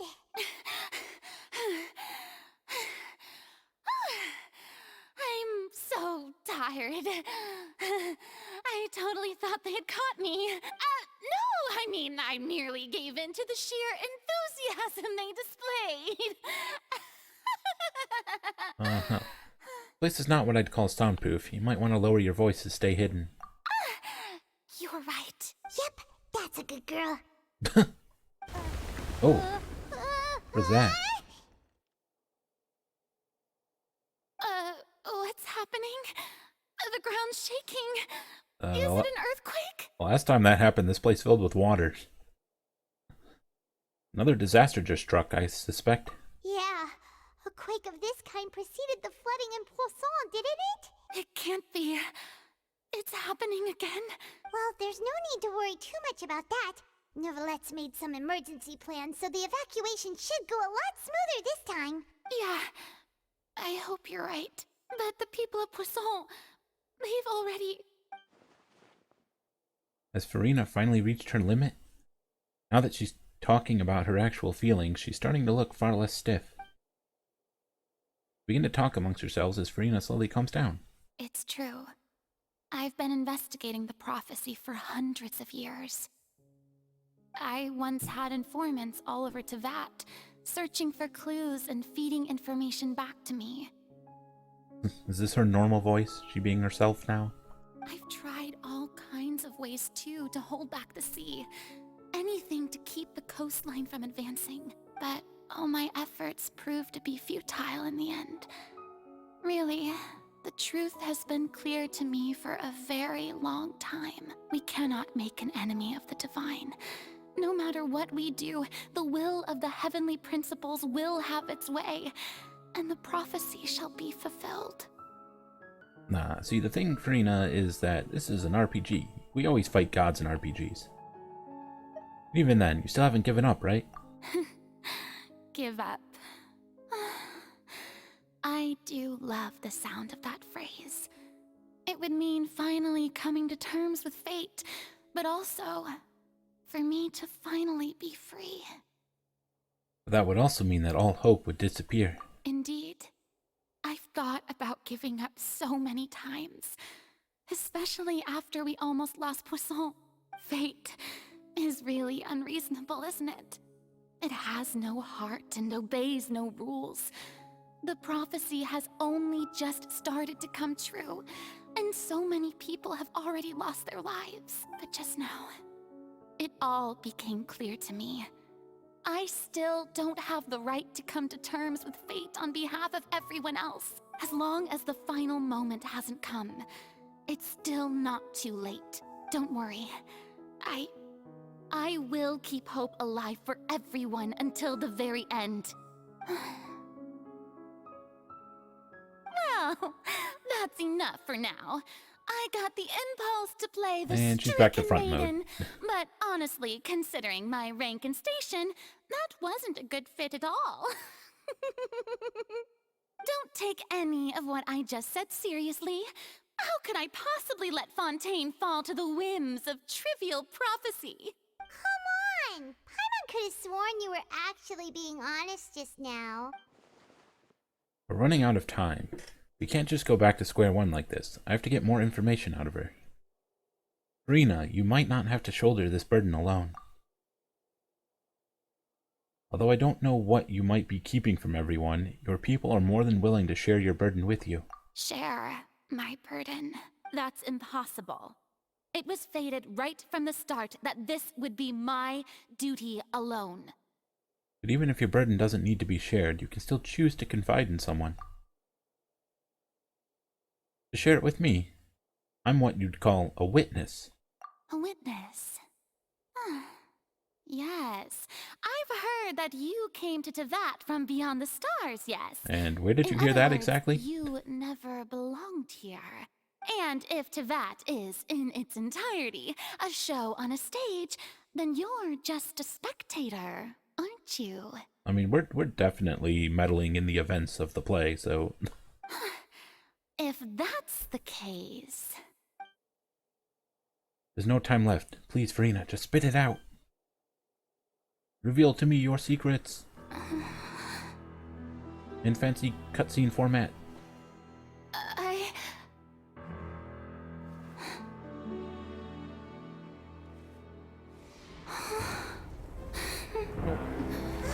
More quakes. What the heck? Oh. The trap. Apparently we're in the courthouse. How the heck did we get here from Poisson? There's no way they could have possibly moved a whole ass building without the people inside realizing. Ladies and gentlemen, this concludes my opening performance. Now, without further ado, we may proceed to the trial of our god. Oh, I see Lynette in the audience. So, this is what it is. Yes, you deserve praise for the effort you took to raise the dramatic stakes. Do not forget, however, that I am Fosalor, the god of justice, the embodiment of justice itself. Does it not strike you as even the least bit absurd to bring the very concept of justice to trial? May I interpret these words as your refusal to stand trial? In that case, you will have the opportunity to defend your honor through a duel. Oh. Yes, fight. You would draw your blade against a god? Do it. I see. It seems like you have made up your mind.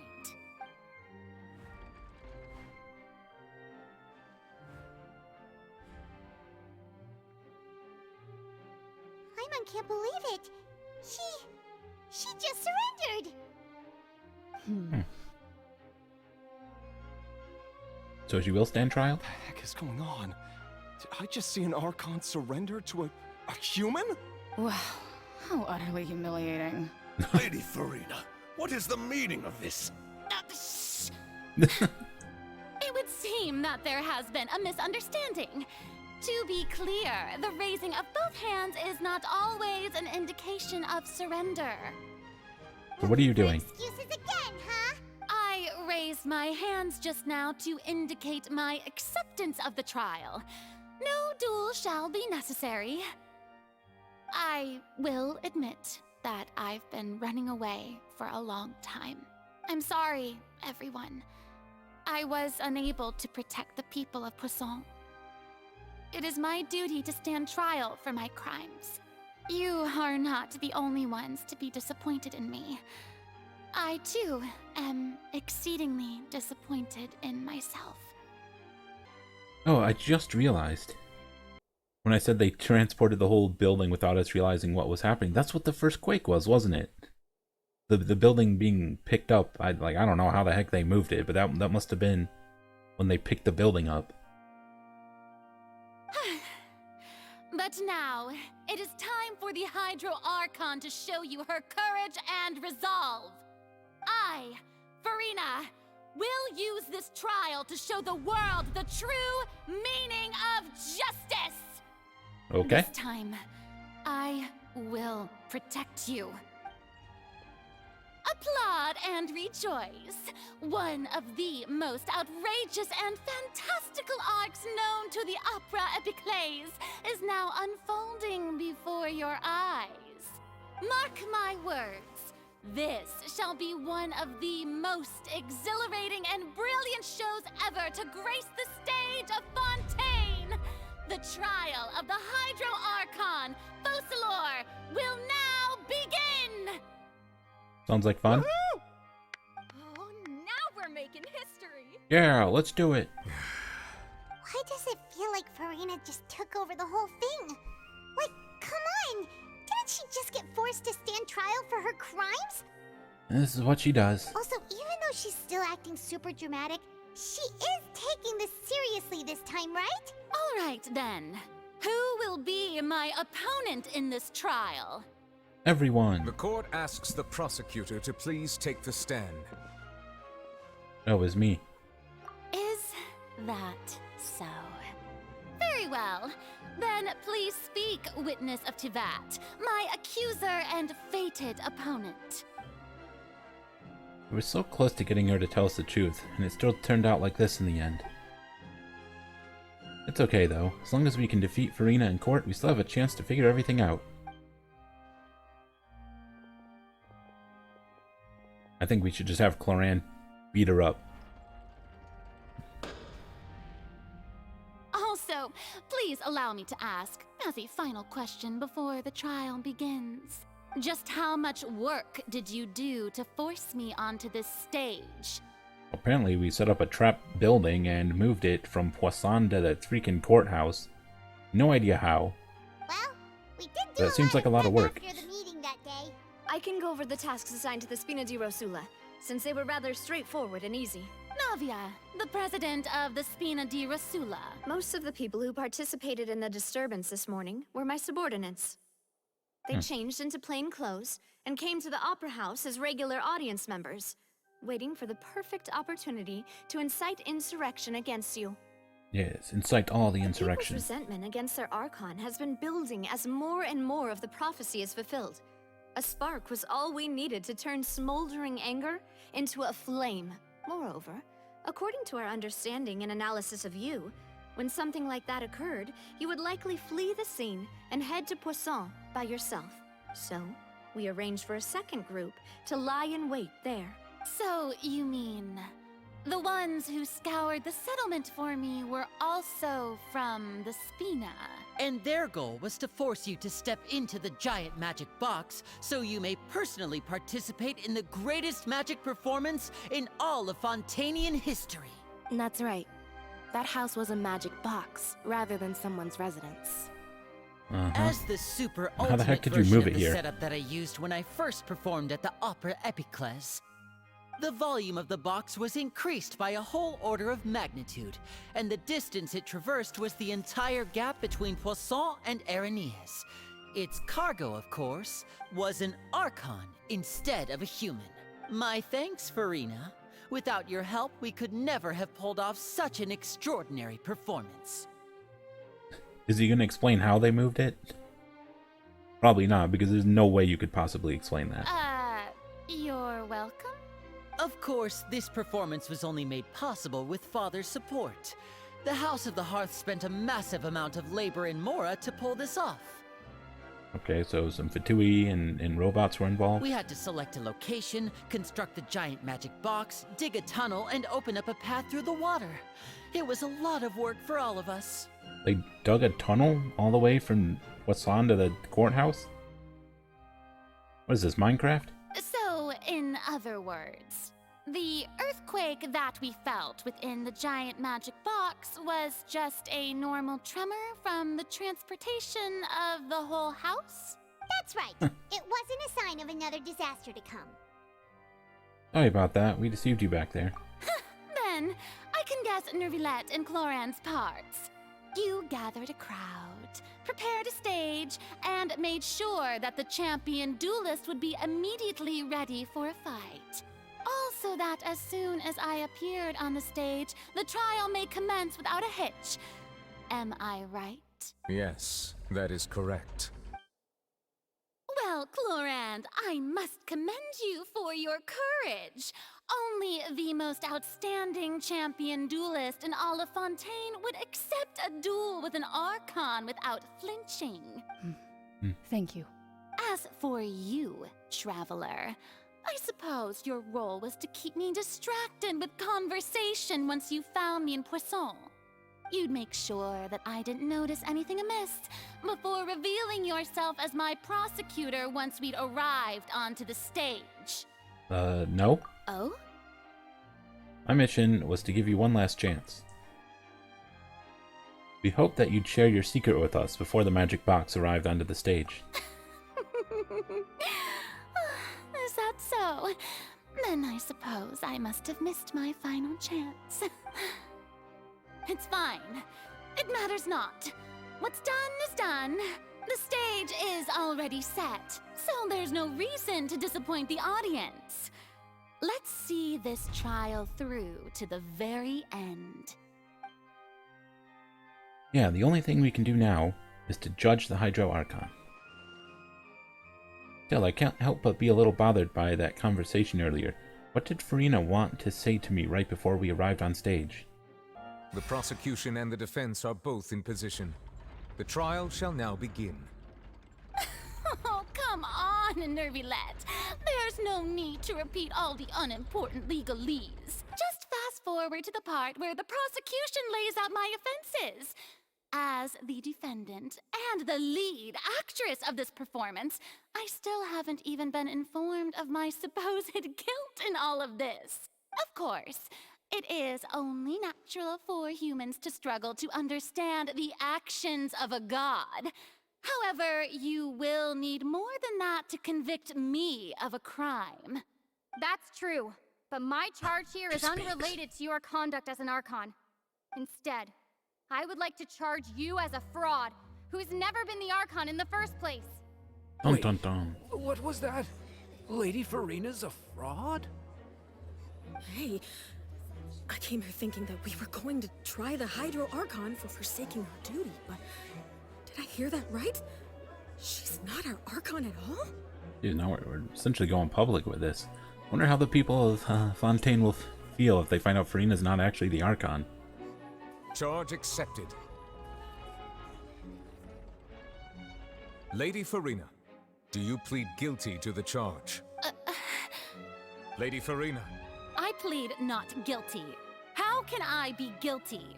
There is no way that I, Focalor, otherwise known as Furina de Fontaine, a member of the Seven and the Regina of all waters, kindreds, peoples, and laws of Fontaine, could be anything other than your true Archon. Okay, that was a lot of words, but, you have a gnosis? Yeah. Even though Lady Furina can be rather eccentric, isn't it going too far to doubt her very identity? Yeah, I've never questioned her identity either. Sure, Lady Furina can be super irresponsible, but what grounds does that prosecutor have to make such a huge claim?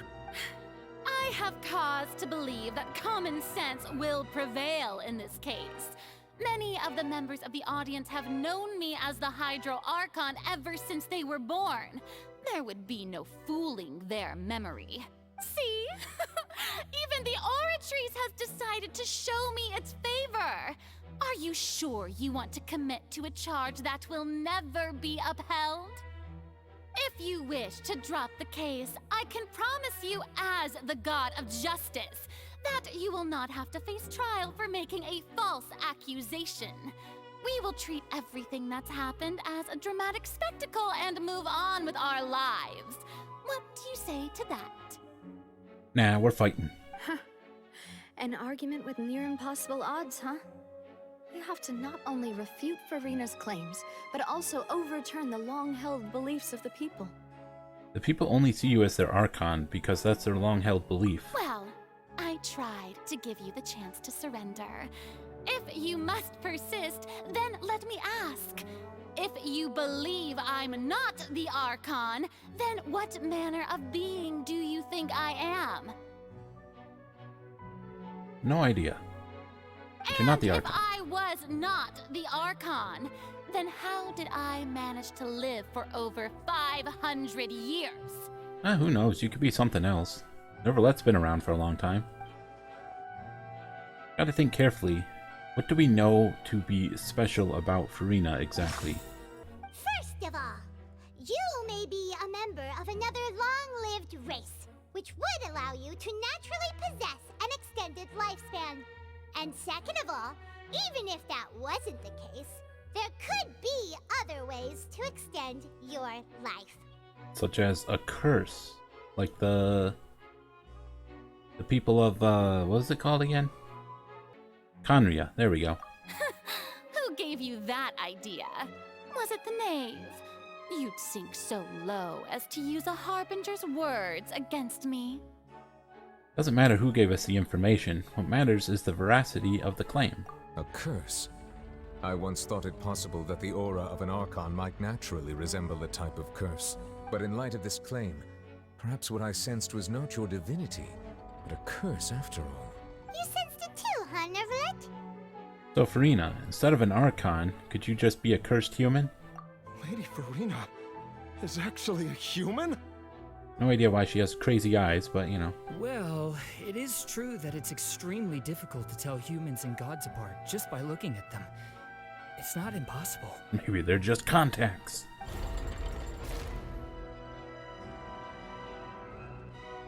Well, don't start celebrating too early now. Even if I have been carrying a curse like you said, how does that prove that I am merely a human being? I mean, can't Archons be, like, different types of race? It's not like Archon is a race. It's a position, essentially. Besides, everyone knows that the main difference between a human and a god is the possession of authority. Gods can do what humans cannot. That's why they're worshipped as gods. For centuries, manifestations of my authority have served the nation of Fontaine. One need only to turn their eyes towards the Oratrice Mécanique d'Analyse Cardinal in this very opera house, or consider the endemnitium that is used in every aspect of life. Wait, that one trial proved the opposite. Farina actually has no control over the Oratrice at all. You tried to reference the Oratrice, but weren't you as confused as all the rest of us when the Oratrice declared Child to be guilty without any proof? Otherwise, you should have come up with a good explanation for that by now. Didn't I make myself clear at the time? The decisions of the gods are naturally difficult for humans to comprehend. There is no need to provide an explanation. Yeah, that's not how that works. Lady Farina, I believe a reminder of your current circumstances is in order. While the court is in session, the principles of justice and the law must come before all else. While you are an Archon, you are also first and foremost the defendant in this trial. You will prove yourself unable to defend against the prosecution's charges if you continue to withhold vital information against the rules of the court. I never thought you'd use that kind of rhetoric against me. That was no trick of rhetoric, Lady Farina. I've merely reiterated the rules of the court. Rules that all should respect and follow. So, you neither knew why Child was declared guilty, nor did you understand the structure and operations of the Oratrice. Instead of having been created by you, the manifestations of authority you mentioned have been made by the real Hydro Archon, haven't they? Who is the real Hydro Archon? Is Egeria still alive, or what's going on with that? The real Hydro Archon. Well, now you're really losing me. It is true that I did not know why the Oratrice gave out a guilty verdict that day. But the Oratrice handed out that verdict unilaterally, and it has been operating independently ever since it was first created. You can't argue that just because a divine creation is flawed, that the god behind it must also be no god at all. She's still throwing out all kinds of excuses. Seems like she's confident that we won't be able to produce proof that she has no power over the Oratrice. Sure, we can put the Oratrice aside for now. But then, Miss Farina, could you give us a brief demonstration of your power as an Archon? Yes, use your gnosis to do something. My power as an Archon. There are many ordinary citizens in the audience. How can I just carelessly demonstrate the formidable power of an Archon? I mean, go fight Clorand or something. If that poses a concern, I'm prepared to extend my protection to the audience. You don't need to go that far. A brief demonstration of your power over Hydro should be quite harmless. Surely an Archon can at least match the capacities of a human with a vision. Yeah, I would hope so. Aren't you the Hydro Archon? Or is it that you can't even wield the power of Hydro, much less the authority of a god? Indemnitium! Yes! It's all because of Indemnitium! All Archons derive their power from the faith of the people, and I've converted the people's faith in justice into Indemnitium! Thus did I give up all of my divine power to provide everyone with energy for their daily lives. Have you ever seen a more magnanimous god? Isn't that a huge stretch? Yeah. Yes, no doubt matter how her. generous an Archon can be, how could they give up all their power? Can a god with no power even still be called a god? Yeah, more like a sacrifice. It seems like nobody's buying Furina's excuse. Hey, come now, Yes, push her. everyone. Please don't stare at me as if I was a liar. I'm still the same Furina you knew, right? The one that you loved. Shouldn't you want to believe in me? Please? You've got to believe me. If what the prosecutor said is true, she really has committed a grave offense. Did she deceive all of us? And all of our parents and grandparents too? And all of our ancestors? Ever since they were born? Enough. That's enough. Tell me then, if I'm not the real Hydro Archon, then who is? I don't know. I'd like to know that too. If you have no evidence of another Hydro Archon's existence, nor can you find anyone who can back up their claim to be such, then what grounds have you to say that I'm not actually the real deal? Wow, she came up with yet another argument. How can we refute her now? Seems like she really doesn't want to give up. It has been established that all Fontainians can dissolve in water from the primordial sea. And that means... Yes, let's test it on her, see if she dissolves. Since you insist on claiming to be a god and not a human, then there's a method that you can use right here and now to eliminate all suspicions of you being the latter. Miss Navia, please apply to serve as a temporary attorney for the prosecution before addressing the court. Though you act in partnership with the prosecutor, you must still adhere to proper procedure. Navia's been busting in on these sessions like since the beginning. Super sorry, Monsieur Chief Justice. I swear this really will be the last time that I'll speak out of turn. Now, I've brought some seawater from Poisson. As everyone knows, a massive flood struck the area not long ago, taking many lives, including those of some of my closest friends. So, Miss Furina, would you dare to touch some of the seawater? If we are to believe that you are indeed the real Hydro Archon, touching the seawater would have no effect on you. All it should do is strengthen your case. Are we sure about that though? It's like, doesn't the prophecy just says the people of Fontaine, right? It will like dissolve into water, like. I mean, but I guess it also includes the fact that she'll be left alone, so that would, I guess, imply that she wouldn't dissolve. Because, like, why would she be wouldn't she just dissolve with everyone else? But if you don't dare to touch it, then we would have basically proved the reverse. Oh, and I must remind you that after the disaster at Poisson, nobody wants to see any more people dissolve. I do hope you'll act prudently and choose the simpler path of admitting guilt.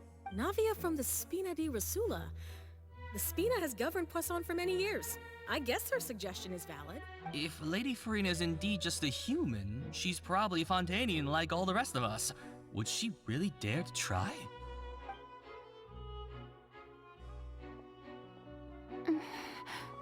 Oh, she gonna do it? Furina? Lady Furina, this test has been unilaterally proposed by the prosecution. As it falls outside the realm of standard court proceedings, you possess the right to decline participation. Well, of course he had to tell her that. But refusing to participate is basically the same as a confession of guilt. She's just staring at the water without saying a single word. It really does seem like she's quite terrified of it. That could only mean... What's going on? Is she really planning to... That's not what we thought she would... Due to the inherent risk of the test, Lady Furina, you may... Oh, put her hand in. Hey!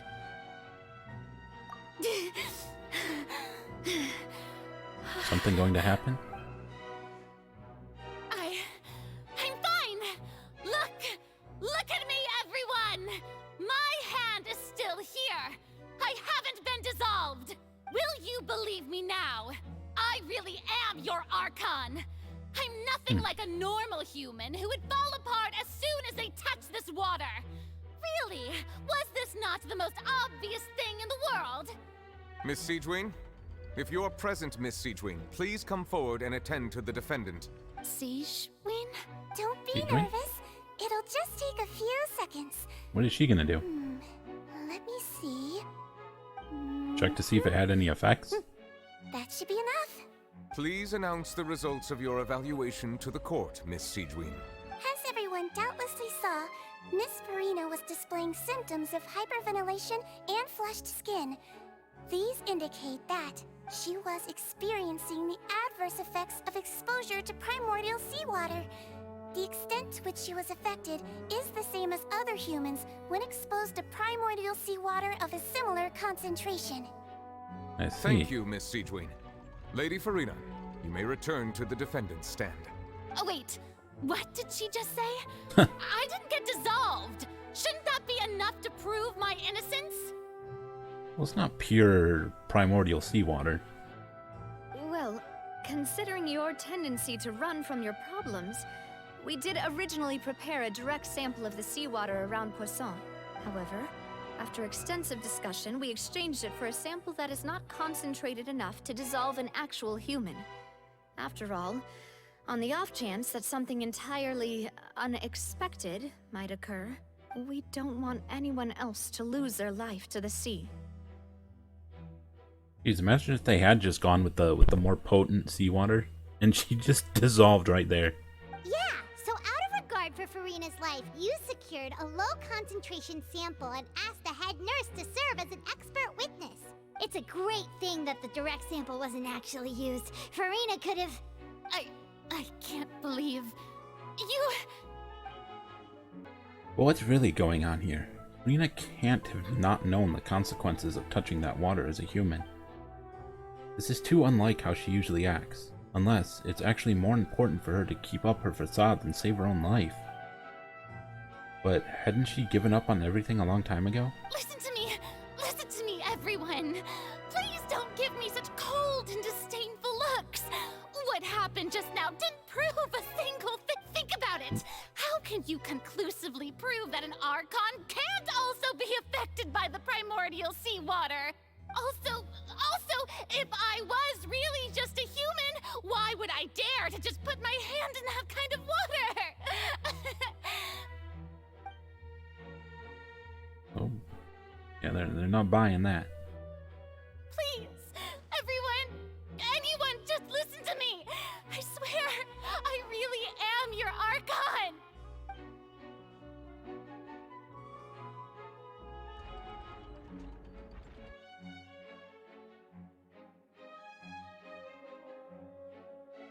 Now we're really getting to her.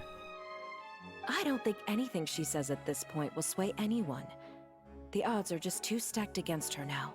With all the things that have been said, Paimon doesn't think there's any way left for Farina to win. I believe the time for arguments and presentation of evidence has come to an end. If there are no objections, we will move on to the final judgment. Ooh, are we gonna do a Star Rail summon?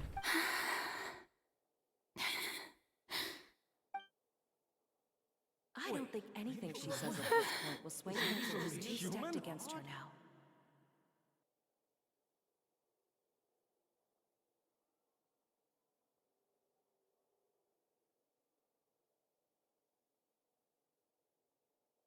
In my capacity as Chief Justice, I shall now render judgment on Farina's misrepresentation of herself as the Archon of Fontaine.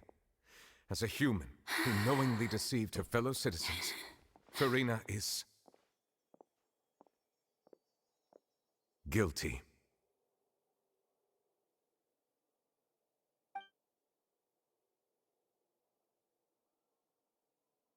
Well, there it is.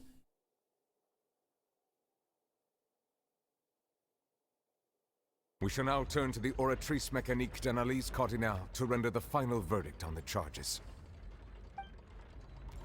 Star Rail summon!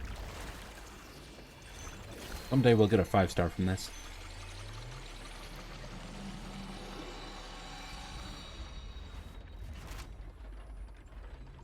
According to the judgment of the Oratrice Mécanique d'Analyse Cardinale, Farina is... Well, what's wrong? What's the Oratrice's verdict? Did the Oratrice declare Farina to be innocent? No. The Oratrice also displays a guilty verdict. Oh. Isn't that correct then? However, the exact wording of the verdict is thus. The Hydro Archon, guilty. What do you mean the Hydro Archon guilty? The whole point of this was to prove that she's not the Hydro Archon. How does that make sense? To be punished via the death sentence. Oh, that's interesting. The death sentence? That's actually one of the available sentences? I've always thought that it was just a myth. Yes, doesn't that just never happen? Doesn't everyone just get sent to the fortress? The one and only time the death sentence has been handed out at the court, and it's been given to the very person we've worshipped as the god of justice? What an unexpected twist. Farina's been sentenced to death by the Oratrice? We just wanted to use the trial to show her the seriousness of things so she'd tell us the truth. How did things escalate this quickly? What a twist. This outcome is indeed quite strange. According to Fontaine's current definitions of justice, as well as its recommendations for criminal sentences, is this sentence really appropriate for the crimes that have been committed? I mean, posing as a god that rules over a nation, and kind of affects the lives of everyone there. Because that means that you've deceived an entire nation of people for a long time, for hundreds of years.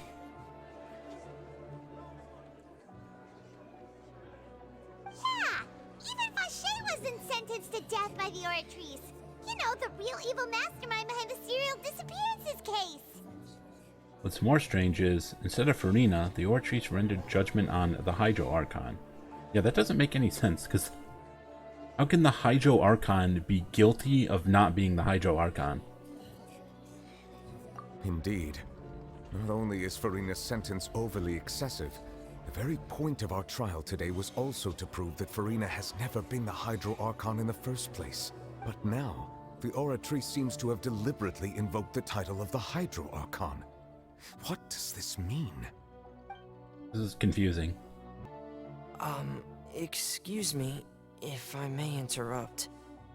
No, go home, Fremine. Is the trial still going? Fremine! Huh, you finally made it. I assume this means you've completed your mission? And what was he up to? Mm-hmm. Any mission Father assigns to me will always be top priority. With some help from the other Fatui, Fremine brings a stone slate. Is that the first prophecy slate? They went and found it somewhere? What is this? Huh. So the knave privately arranged for Fremine to try and find the missing slate. I looked everywhere and finally found it at the bottom of the sea. It took me a long time to get around some dangerous stretches of water. But has the trial already concluded? Then doesn't that mean I've come too late? Oh no. Father will be disappointed in me. Don't worry, the mystery hasn't been resolved yet. It's still not too late for you to shine. Although she was already been pronounced guilty, Mr. so Fremine. Please allow me to doesn't that mean review it's the too late? record left on the slate. So what is this show? Traveler, I believe that you have already seen the other existing slates, and would like you to come here and confirm their contents. Okay. Huh? So what do you see? What is it? Looks like previous Hydro Archon releasing her divine power, turning the Oceanids into human beings. Is that what was happening? I believe I have now made sense of the Hydro Archon's crime. It has to do with Fontaine's lost history. Interesting. Huh? Isn't the Hydro Archon just guilty of deceiving her people? Oh, wait, no, that's Farina, and we've already proven that she's not the Hydro Archon. So when you say Hydro Archon, do you mean the real Hydro Archon we've been kinda talking about? In truth, everything that you've encountered in Fontaine up until this point can be traced back to the contents of these stone slates. However, I'm uncertain as to how much sense they currently make to you. An association between the contents of the slates and events in real life. Okay, let's try to recall the contents of the other 3 stone slates. Paimon will do her best to help you remember. The first stone slate describes what you just said. It seems to show the previous Hydro Archon using her divine power, and then the Oceanids turn into humans. Does that mean that Fontainians are transformed Oceanids? Oh, I mean, Paimon wasn't we've already seen expecting that, really. But if Oceanids can turn into humans, then perhaps this process can be reversed as well. The second stone slate shows Celestia floating in the sky, and the Hydro Archon and her people worshipping it together. But the heavens still brought judgment down upon them. This must be the point when the Hydro Archon and the Fontainians were branded with their original sin.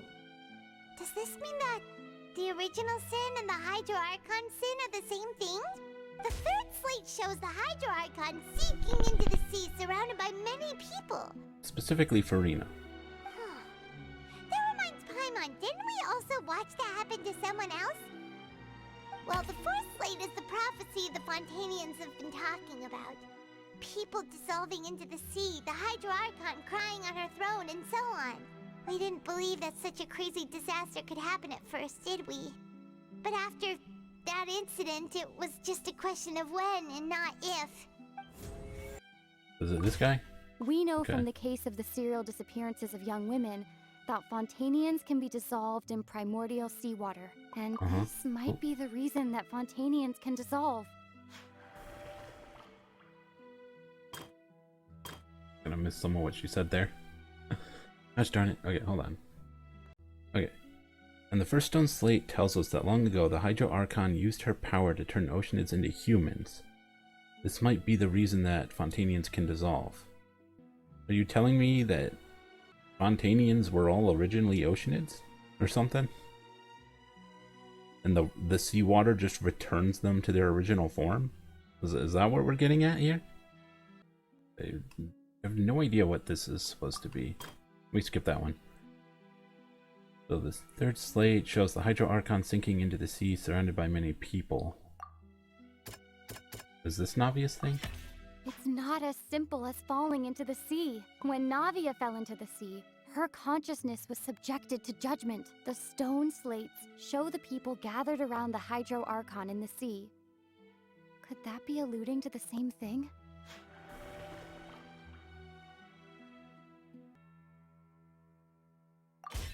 The prophecy from the stone slates found its way into society, but not many people believed it at first. The fortress of Meropide was nearly flooded with primordial seawater, which we know can cause Fontainians to dissolve. It seems increasingly likely that the prophecy may come true. If we hadn't dealt with it in time, things could have gone very badly. I don't get this one.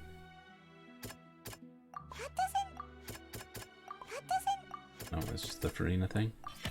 Perhaps what is about to take place has all happened before. The true sin of the Hydro Archon that Nervilette mentioned, and the original sin cast down on the people of Fontaine by Celestia, as recorded on the stone slates. Okay, so what does all this mean? Into the primordial sea, but won't cease to exist.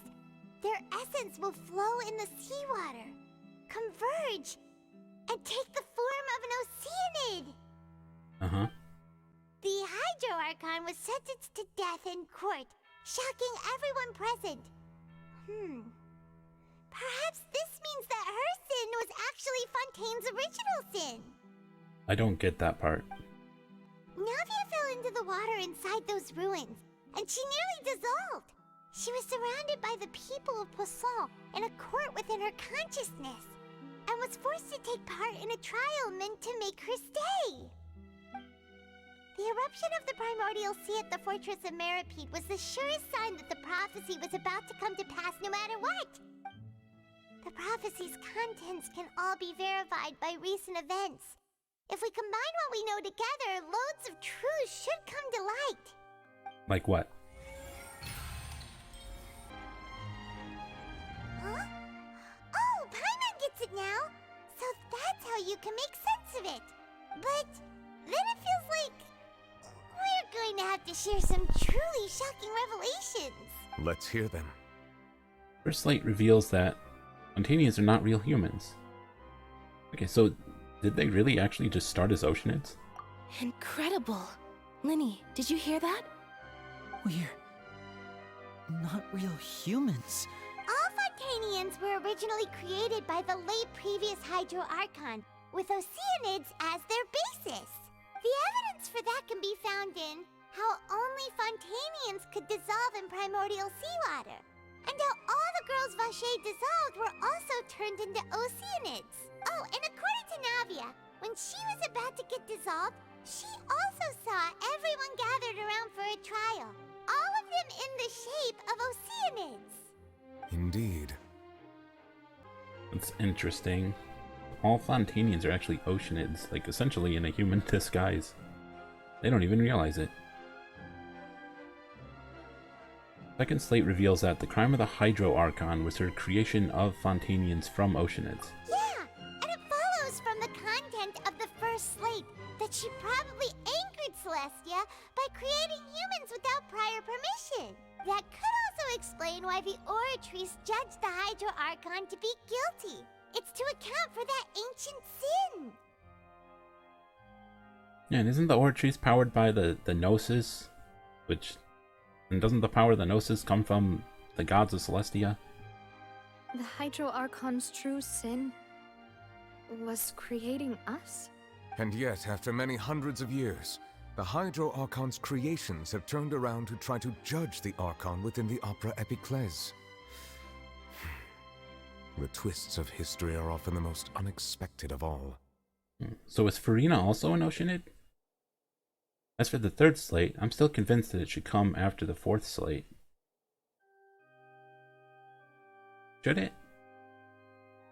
Because of if we related that one to Navia falling into the water and she didn't dissolve, then couldn't the same thing happen with Furina?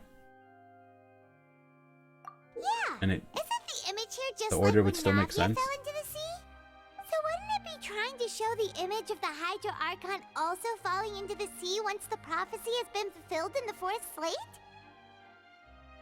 Fourth slate depicts the fulfillment of the prophecy as it's already widely known. In the end, the people will all be dissolved into the waters, and only the Hydro Archon will remain weeping on her throne. Only then will the sins of the people of Fontaine be washed away. So if everyone except her has to be dissolved and returned to Oceanids, does that mean that she's not one of them? Did Paimon get all that right? You've made some keen deductions. I must say, given how much you still don't know, it is impressive that you've already managed to connect so many pieces of the truth. However, while you were able to decode all the information on the slates, they've also been etched with an additional layer of hidden information using a different power source. Oh? When we were at the ruins, I tried to decipher the hidden information recorded in the slates. But since we only had 3 slates at the time, I was unable to come to a full conclusion. Now that the slate collection is complete, I shall make another attempt to decipher the narrative recorded within. If everything goes well, we should finally be informed of the unadulterated truth. Well, let's hear it.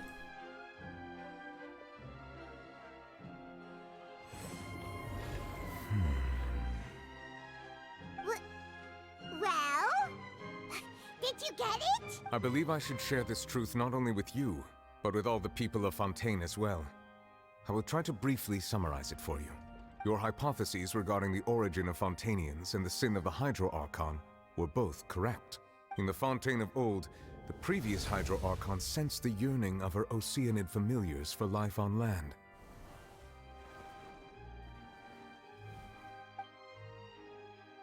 The Oceanids were enamored with the beauty and romanticism of human beings, and wishing to have those experiences for themselves, expressed to the Hydro Archon their desire to become of a similar kind.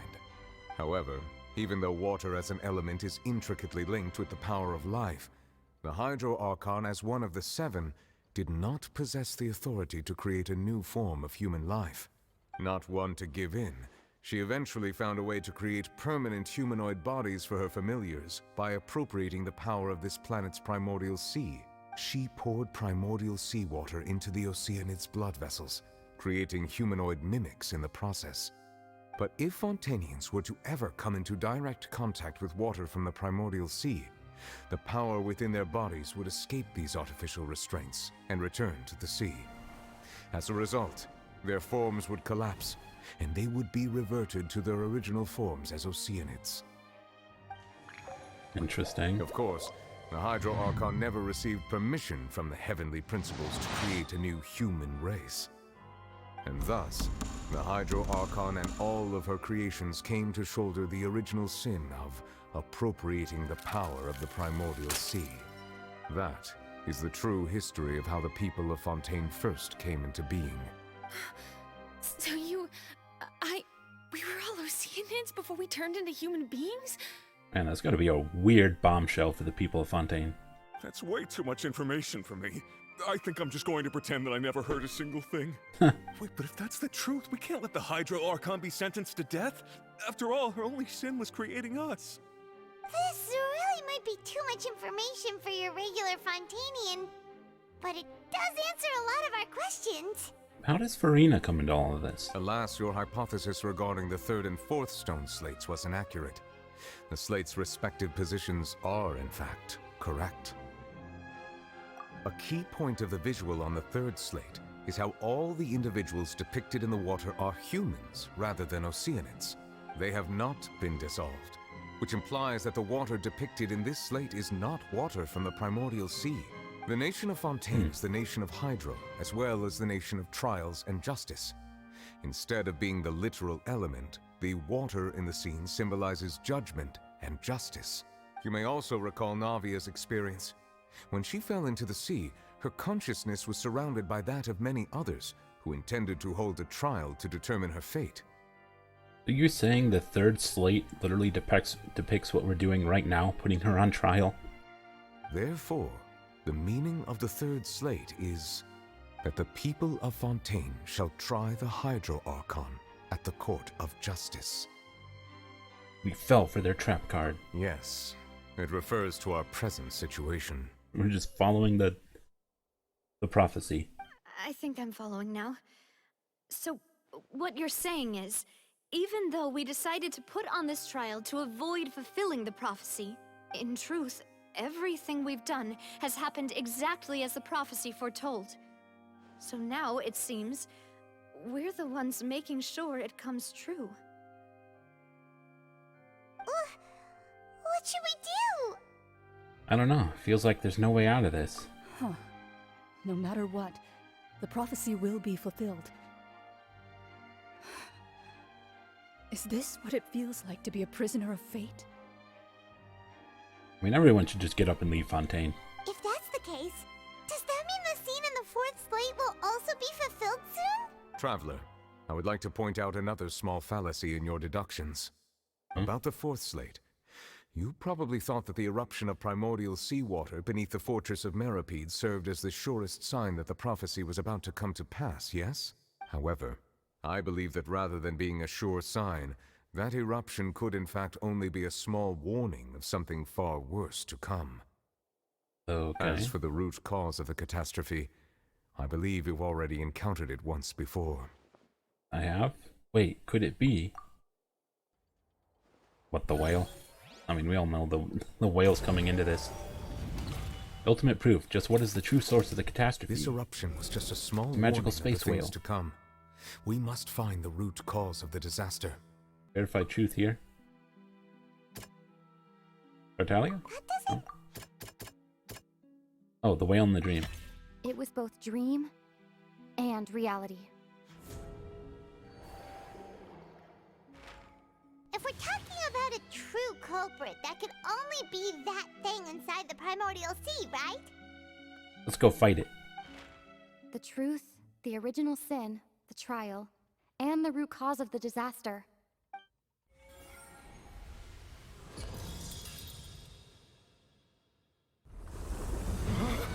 Oh. What's happening here? Someone's using a magic trick to move the whole opera house. Oh shit. Oh well, the whale came to us apparently.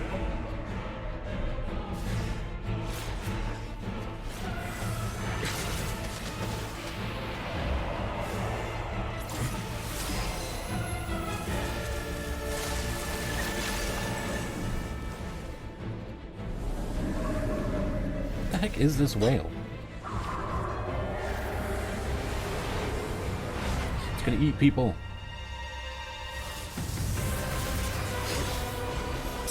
Oh shit, it's Tartaglia.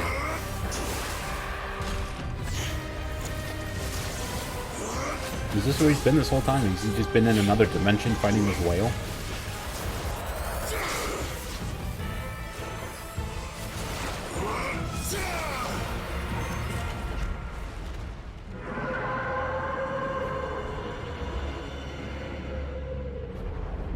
Was it leaving?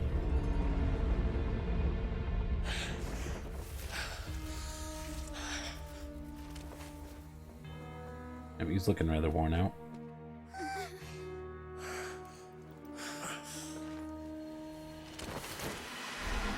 Oh, and down he goes. That was way too close! How did that thing just burst into the opera house? Wait, was that the huge whale you saw in your dream? That's right. I'd wager that it's also the one that child saw when he was young. So we've met it at last. I understand very well why it has chosen to make an appearance here. That whale does not belong to Tevat. It is a monster that has traversed the stars, weeping all the while. It has been greedily consuming the energy from the planet's primordial sea, using it to grow. That is the main cause for the rising sea levels. Interesting. And once it has finished consuming all of the energy contained within the sea, its next step will be...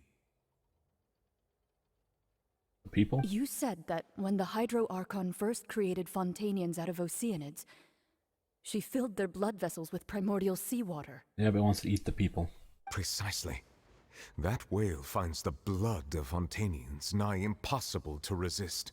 Therefore, when it left the primordial sea, it decided to make its next stop a packed opera house full of food. Food in the form of Fontanians. We just barely managed to push it back, right? In that case, won't it come back to target the people again once it's managed to recover its strength? That is correct. Indeed, it is more accurate to say that we should thank that Harbinger for buying us some time. Without him, the whale would have likely come onto land far sooner. From the way he looked, he must have been fighting the creature for quite a long time. That battle maniac. We've always known that he had a special connection with that whale, but we definitely didn't expect it to help us out like this. I'm still wondering what the heck was up with his hydro vision. I hope we get an explanation about that sometime. Anyway, now that we know that this whale is the actual cause of the disaster recorded in the prophecy, all we need to do to stop the prophecy would be to find a way to beat it up, right? It is Yeah, too we're just late. gonna beat it up. What do you mean? It had already absorbed too much of the primordial sea's energy before we could notice it. At this point, it has become practically integrated with the sea itself. Even if the entirety of Tevat were to be destroyed, it could still survive and swim off towards some other world. That's not something I will accept. We've already done everything we can, and we even found the true culprit. Can we judge the whale and sentence it to jail? We've come so far. You can't just tell me that the last hurdle is some impossible foe. That's just not fair. Indeed. That's not how a grand performance should end. I'll fight it to the end. No matter what. So the prophecy will be fulfilled no matter what, huh?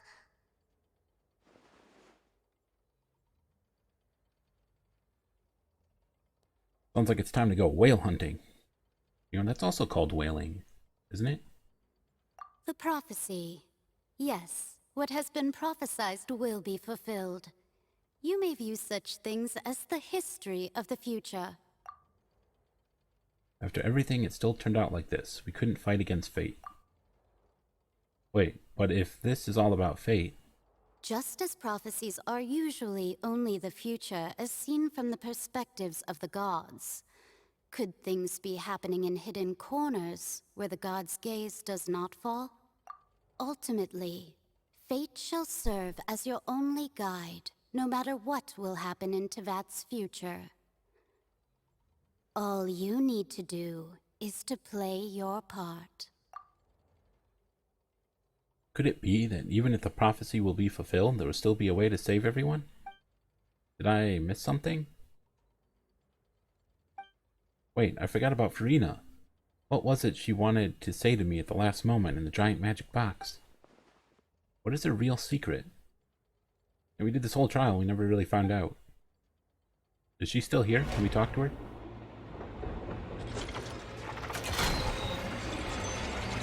What the heck is going on here? What's happening with the aura trees?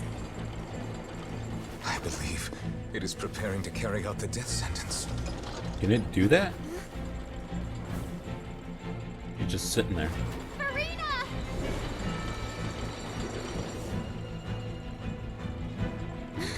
No, I still need answers. Yeah, but the prophecy can't come true if she's dead.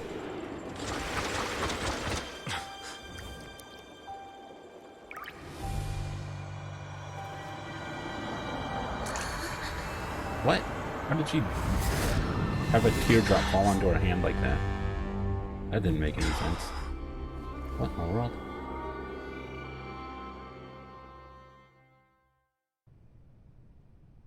Whoa, what is going on here? And who is that? And why are they barefoot? Farina? You. Or is this Egeria?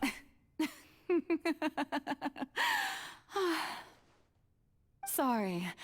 That shocked expression on your face is just too amusing. I couldn't help myself. You are not Farina. Who are you? The sweet sound of Wailord. bewilderment. Marvelous.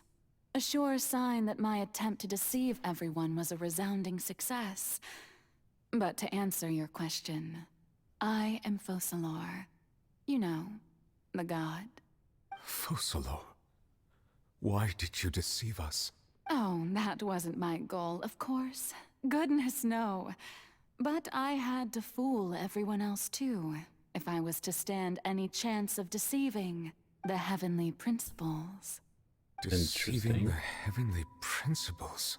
It's all because of that pernicious prophecy. Dreadful, wasn't it? Everyone doomed to dissolve. Fontaine condemned to be flooded.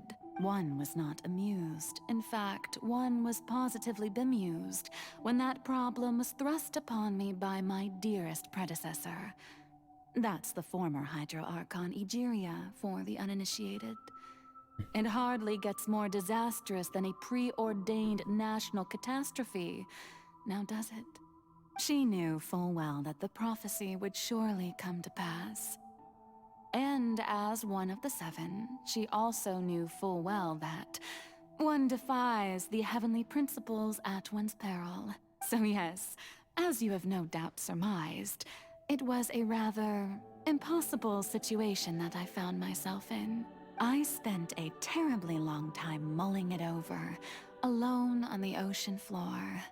And I was almost growing barnacles by the time I finally realized there was only one possible solution to this confounding conundrum. I had to outwit the heavenly principles, allow the prophecy to be fulfilled, ostensibly at least, while saving everyone at the same time. I'm a genius, I know. I can only assume that's why Egeria chose me as her successor. Although, looking back now, it was hardly the inheritance one dreams of.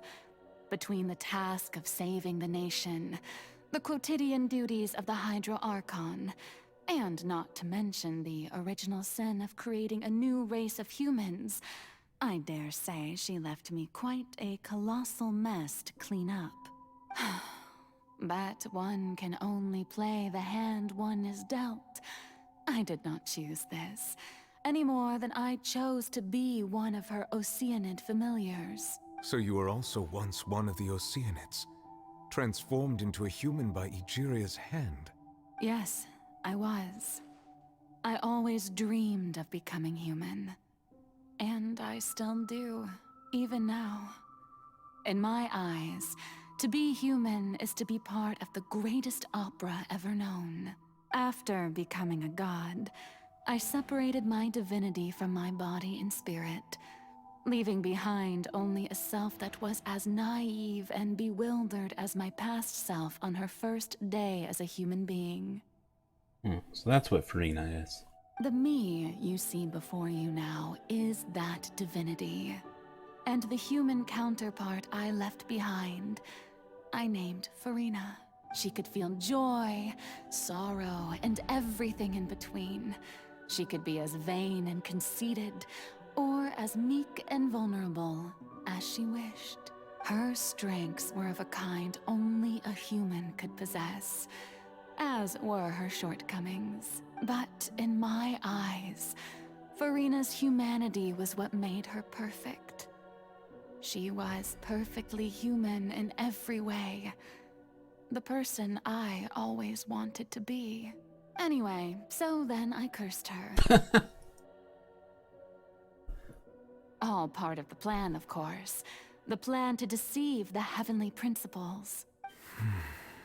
Do you still remember the final scene of the prophecy? The Hydra Archon alone, weeping on her throne. In order that the prophecy might appear fulfilled, I invited Furina to be an actress, to play the part of the Hydro Archon in the prophecy. Under the curse I placed on her, so long as I, Focalor's divinity, continued to exist, she could not die. But nor was she free to live her life in the pursuit of happiness. Instead, she was forced to take the stage in the opera house, to embrace the role of leading lady, to forever play the part of the god from the prophecy, all to create a deceitful appearance of that prophecy coming to pass. I suppose now you probably understand why your court is called the Opera Epiclese. But Furina is only human, isn't she? Even though she has had a long life, her mind is no stronger than that of any other ordinary human being. I cannot begin to fathom what she has had to endure. It must have been torture for her. It has indeed.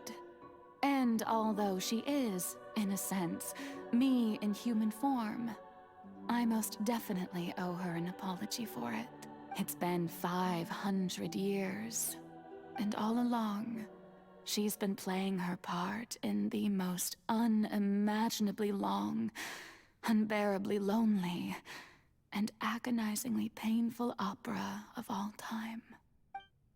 So was that what Furina almost told us? That everything was just an act? To fool the gods? I came into contact with Furina's tears. If I remember correctly, tears often contain a being's strongest emotions. With sufficiently strong hydrosensitivity, I can form an emotional connection, just like I did with the Oceanid at the Fountain of Lucine. Wait, could this be Furina's inner world? Oh. Furina, what is she doing on stage? Wait a moment, that probably isn't Furina. That's likely a reflection of her inner self. If I can directly speak to that self, I might be able to easily get what I wanted to know. I'm here for answers. Either way, this opportunity is not to be missed. Let me try talking to her. Got all these spotlights on her. Oh?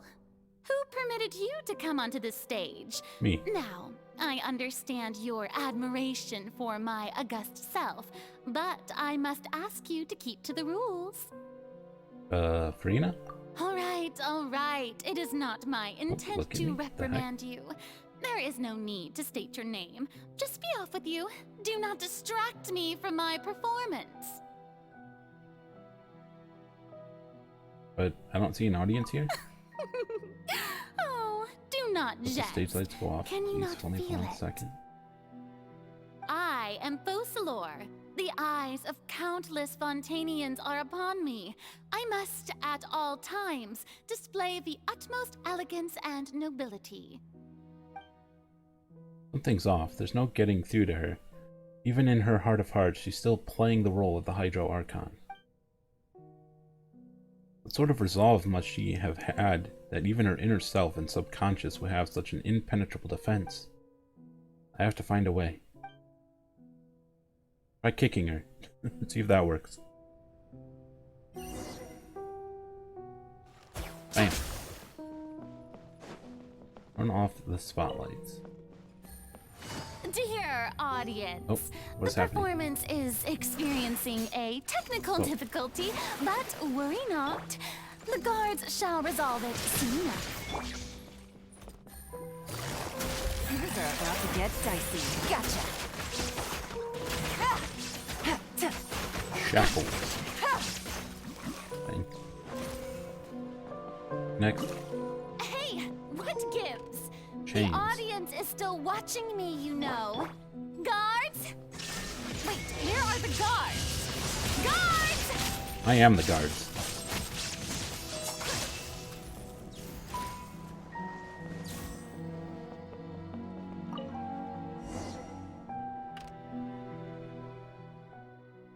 With all the spotlights turned off, in Freena's heart, they must have symbolized the eyes of the people on her.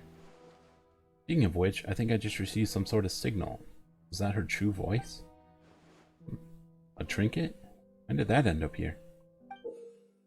The ticket? Coupon?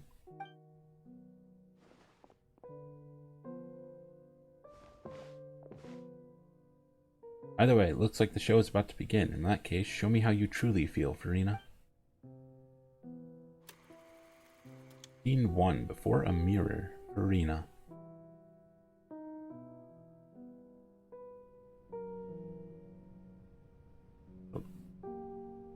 I am Farina now. We got the darker version with the short hair. Let's walk up to the mirror.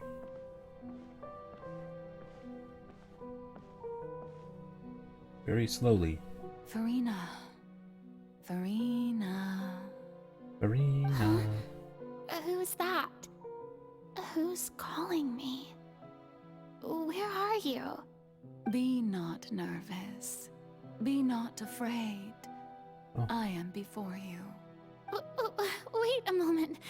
You're... mirror me? Mirror me? How can this be? Mirror you, huh? You know what? That's not bad. Let's go with that. Mirror me. What do you wish to say? Mirror me, who is the fairest me of all? The prophecy. Have you heard of it? What prophecy? Wait. I know. I think... I don't know why, but it's in my head somehow. The people will all be dissolved into the waters, and only the Hydro Archon will remain, weeping on her throne. Only then will the sins of the people of Fontaine be washed away. Oh, very good. You know it well. What's going on? I can't seem to remember anything clearly. The only thing I know for sure is this prophecy. Will it really come to pass? Yes, it will. And that is why I've come to you. Disaster will come to Fontaine sooner or later. Things will develop just as the prophecy declared. There is no escaping it. But doesn't that mean everyone will die? I'm a Fontainian just like them. Will I dissolve too? Oh, don't worry. Magical meetings exist in this world precisely to give people a chance to turn things around. It is the reason why you met me today. I will tell you how to save everyone, but you may have to suffer somewhat. Oh, Oh, so there's still hope after all. Goodness, you frightened me. You spoke so much and with so much certainty. As for the suffering, well, I will admit that the first thing that came to mind was, why do I have to be the one to suffer? But if the prophecy will come true, I'll also die anyway, right? So if I've already met you as my magical meeting in this world, if there were scales, with all the people of Fontaine on one side and my pain on the other, is it not obvious where the scales should tilt? You truly are the perfect human.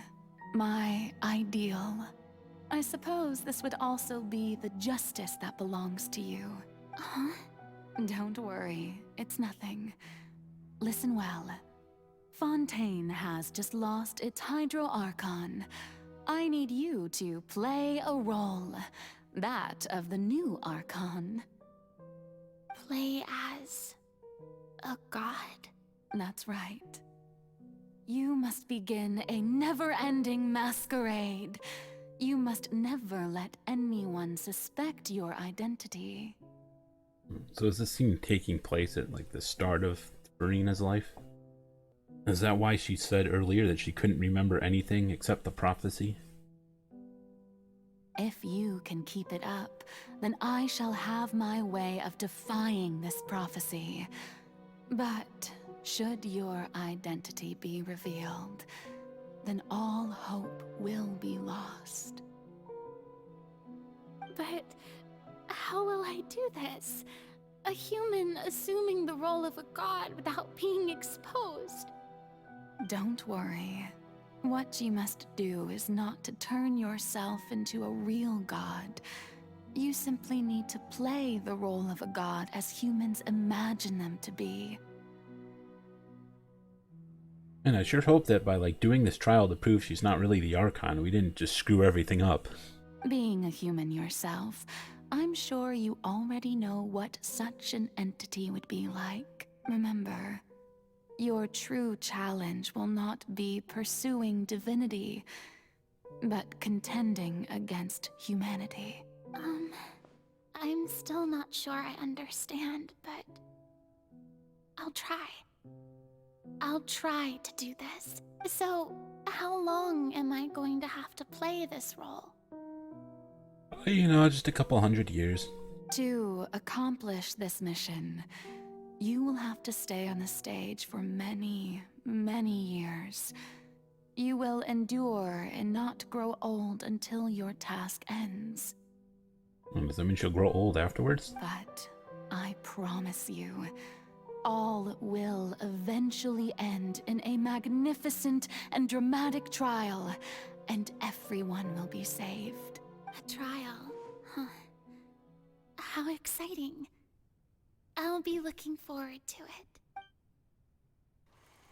it.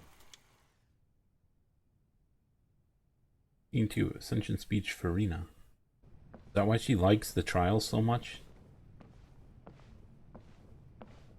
Because she's just been looking forward to one her whole life? The Maison Cardinalise has announced my accession, but this is my first time facing the people. What should I say to most appear like a god? To be honest, I still don't know. Perhaps I should first try to act natural. You should totally just say to everyone, "Behold, I am your new god, and totally not some human posing as a god. Yes, I am real. Real god, not fake god. Yes, believe me." That sounds like a very convincing speech, right? Ladies and gentlemen, good evening, and welcome to the Opera Epiclese. I'm sure you've all heard about how I have taken on the role of Hydro Archon. Indeed, I am Verina de Fontaine, your new Archon. Appear earnest. In truth, I know little about becoming a nation's new god, but it will be my honor to guide you all. As the god Focalor, the god of justice, I shall do all within my power to lead you into an age of fairness and justice. Close politely. Once again, thank you all for coming. If you should have any questions or suggestions, please send them to the Maison Cardinalise. The future of Fontaine will require us to work together, after all. This should do it. I thought I might stammer, but thankfully, I was able to convey my thoughts just fine. Okay, and next. That's the new Hydro Archon. Is this some kind of joke by the Maison? I would have thought that a being that surpasses humanity would be a bit more assertive. Hey. Well, you wanted to come step on you? She even told us to send her suggestions there at the end. Shouldn't gods be all-powerful? She's being so modest. What's the difference between her and an ordinary person, then? Oh, they're doubting her. If you ask me, perhaps the succession didn't actually happen. She might just be a Maison-back puppet. See, she should have said what I suggested earlier. Wait, It would have went what's totally going fine. on? Why is everyone suspecting me of being a fake? Oh, this is bad. If I get exposed here, there'll be no saving the people from the prophecy. Anyway, you've only just started. Mirmi said that I just need to play the role of a god as humans imagine them to be. Calm down, Farina. Think. What do the people want? How would they imagine a god to speak and act? The people want to be stepped on by their god. Assertive, with a strong sense of presence. One who can dispel all doubt. That is the character I'm fated to play.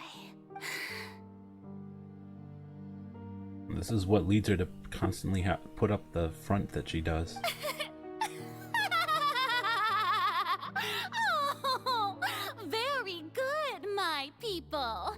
Only ones such as you are deserving of my rule. Now, I was wondering, if some weak puppet were to one day come onto the stage and claim ownership of this opera house, would the children of Fontaine follow them? Well, it seems that you would all see right through them. Having passed my test, you are qualified to witness wondrous trials alongside my august self, here in this opera house. You may consider my previous act a door gift of sorts. I thought it was a debut that suited the atmosphere. Now then, let us be reintroduced. Ah, so that was just a performance. How could I have forgotten that we were inside an opera house? Her personality. It's quite shocking, to be honest, but I suppose it's a better look than before. Such a fascinating and bold deity. How wonderful. Our future may yet be bright after all. This is freaking Genshin players when they met Farina. It seems I've turned them around. Best follow this flow and restart my accession speech.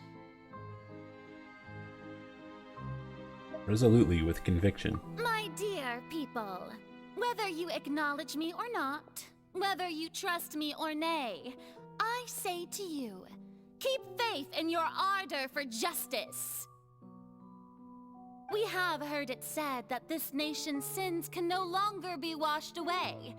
Well, I say that justice is most fragrant when it blooms amid sin. Okay, what happens if I pick the wrong option? Let's find out. No, this won't work. They'll suspect me again. I must play the role that they want me to play. Appear earnest, Farina. Do it. This won't work. They'll suspect me again. I must play the role that they want. Okay, fine. Turn up the drama. The scales of justice should not weigh heavy in the hands of its god.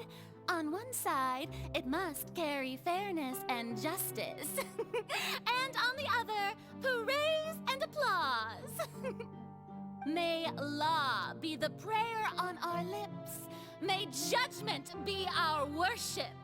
Let us light the fires and drink to the future of Fontaine. End the speech emphatically. There is no trouble in this world that justice cannot solve. All that is needed is for you, my people, to believe in it, heart and soul. So long as I, the Archon Chancellor stand within the Opera Epiclese, so long as I stand before the oratrice, I shall even judge the gods of this world! Damn, she really got into that.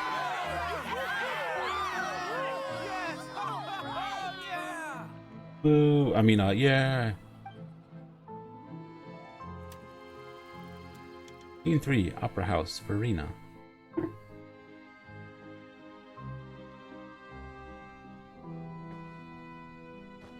Oh, that was weird. Farina, what the heck are you doing? Stop that.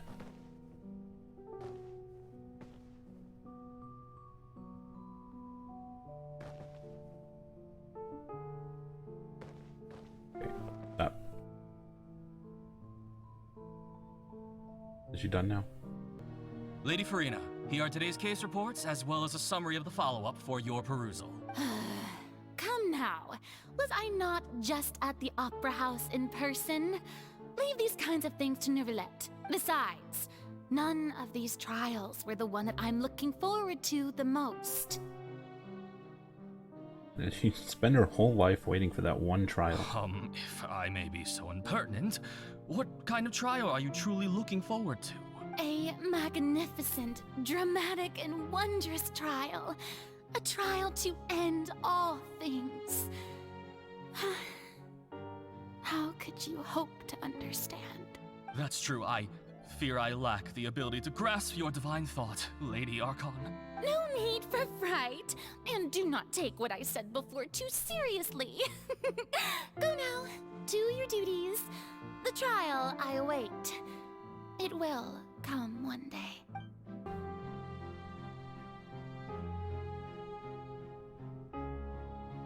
Lady Farina, here are the latest hydrological reports. As for the specific parameters you asked to take note of, I'm afraid things still don't look good. I see. It's as I thought then. As your god, I did already expect this, but I wanted to see how far your human wisdom would allow you to analyze it. All manner of signs indicate that the prophecy will still come to pass. Forget it. That's not something you need to worry about right now. Well, as I understand it, the Fontaine Research Institute is also trying to find a way to counter the rising water levels. Really? Have they found anything? I'm afraid that they haven't found any effective solution thus far. Oh, is that so? Well, no wonder. This issue has reached the realm of the gods, after all. Still, their spirit is praiseworthy. So all this time, she really did have a plan for the prophecy. It's just, essentially, she just had to wait. And she couldn't tell anyone about it because the whole thing about this plan is that it requires it, like, no one knows what's going on. The day is finally over. I haven't had a moment to breathe this whole time, but it's good to see that everything's getting on track. There are no longer any voices of suspicion. Maybe this is fine. I just need to keep going, and everyone will be saved. All right, Farina, don't think too hard about this. You need rest. Tomorrow's a new day. Scene 4, Opera House, Farina. Lady Farina, here are the new trial reports for the latest cases, as well as a summary of the follow-up. There'll be no need for that. I've seen them already. There's no need to go back over scenes I've witnessed in person before. That was a transition. I've waited so long for this chance to see you in this manner. Indeed, my dear, loyal citizen. This joyous moment is an honor for us both. And she had the Lady short Farina, hair version there. We're detecting significant hydrological anomalies near Poisson. Understood. Keep monitoring. Keep me informed should anything come up at the Institute. I don't think I let anything slip today. I must show the people that there is nothing to worry about. I just don't know when these days will end. I feel utterly exhausted. Best to rest early today, too.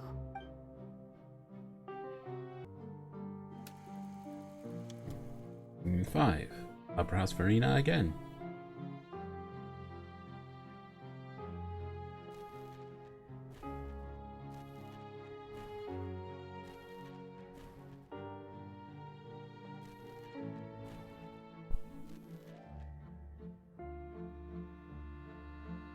Okay. Heck is this?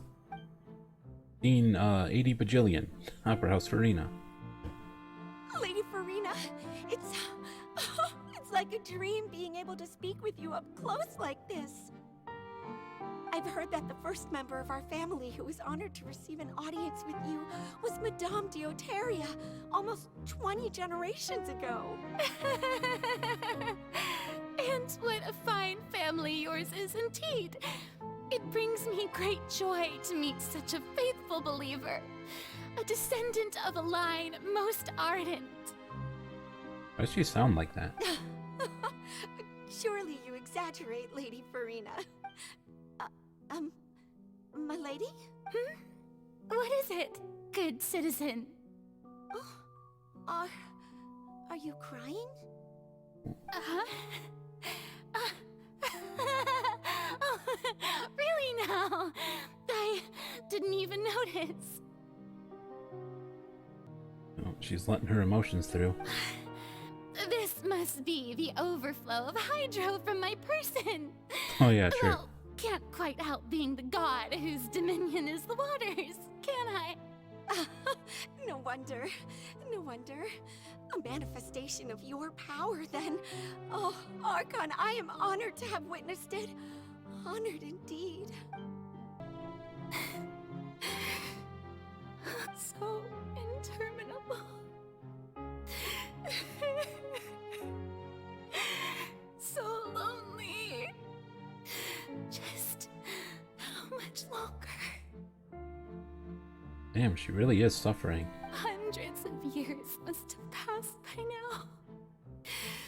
Perhaps the show must go on for hundreds more.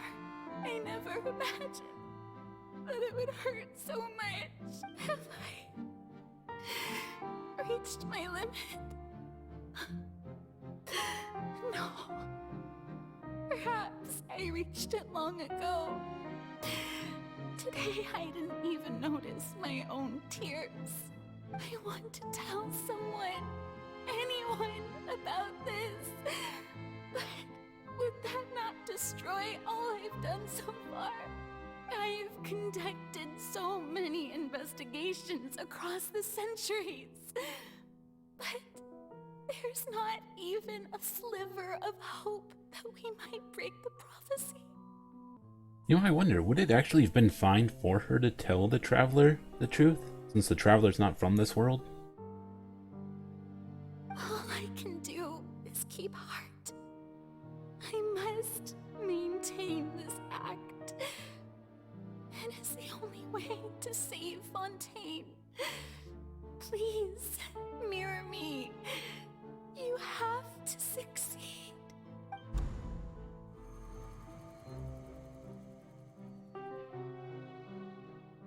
Scene 18,002. No, wait, 182,000. 182,000, some other number, blah blah blah. Farina Opera House again. Farina, you don't have to shoulder this burden alone. Oh, it's us. Although I don't know what you might be keeping from everyone. Your people are more than willing to share your burden with you. This when we were in the house? That's my voice. Darn, if only I could talk more. Is this scene from when we were in the giant magic box? This is great. I didn't think that this scene would replay in her inner world. Surely I'll find out what she wanted to tell me this time. Share my burden. That's impossible. It was fated right from the start that this would be my duty alone. But even if your burden doesn't need to be shared, you can still choose to confide in someone. Just share it with me. I'm what you'd call a witness. A witness? Yes, I've heard that you came to Tevat from beyond the stars, yes? In other words, you never belonged here. Yeah, so, like, she was thinking that same thought. Like, is it okay to tell her if she's not from this world? And if Tevat is, in its entirety, a show on a stage, then you're just a spectator, aren't you? If that's the case... She's right. I could confide in her, couldn't I? But if things don't play out as expected, the people of Fontaine will be the ones to pay the price. No, Farina, you shouldn't be selfish. But what if it's really all right? Farina, you've worked so hard for so long. Surely it would be okay to put yourself first for once. Just this once. Is it such an outrageous thing to do anyway?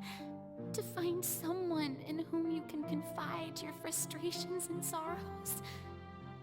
Surely it could not hurt.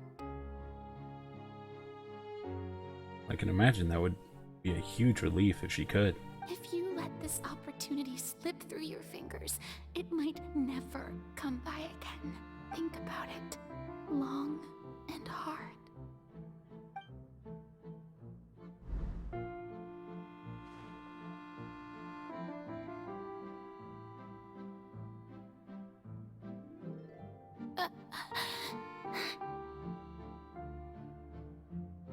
It's actually good she didn't tell us at that time, because, like, there were people transporting that freaking house to the opera house. Who knows who could have heard it if she said something. No, I have nothing to say. I am Farina, the Archon of Fontaine. Everything will surely get better. All you need to do, dear spectator, is to witness my performance until the curtains fall.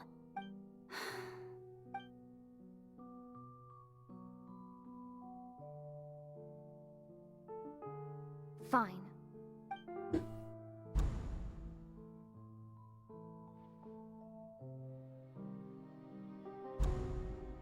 So even Farina doesn't know the truth? You've never once let her in on the full plan? Yes, it had to be done. To deceive the heavenly principles, you must first deceive yourself. She did very well. If she had let her resolve falter even once in these 5 centuries, Fontaine would have been doomed to the most tragic fate.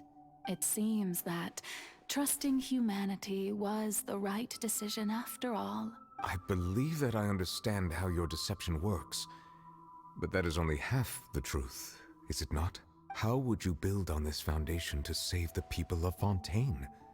That is the most important thing. Ah, good, good. Of course, the Iudex of Fontaine has pinpointed the crux of the issue. I'm sure you've long sensed that the Oratrice is no simple machine, yes?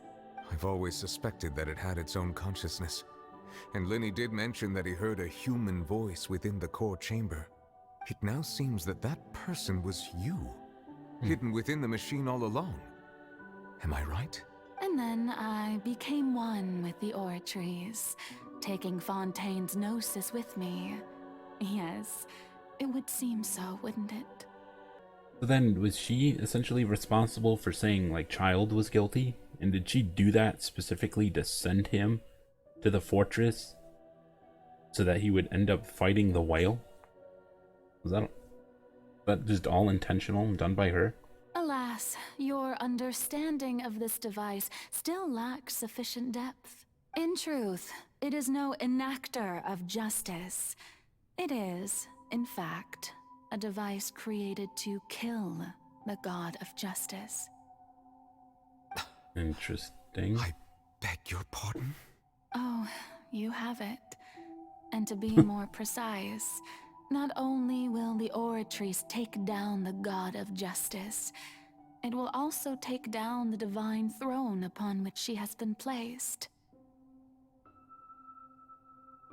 You can't have a prophecy about her weeping alone on her phone if she and her throne are gone.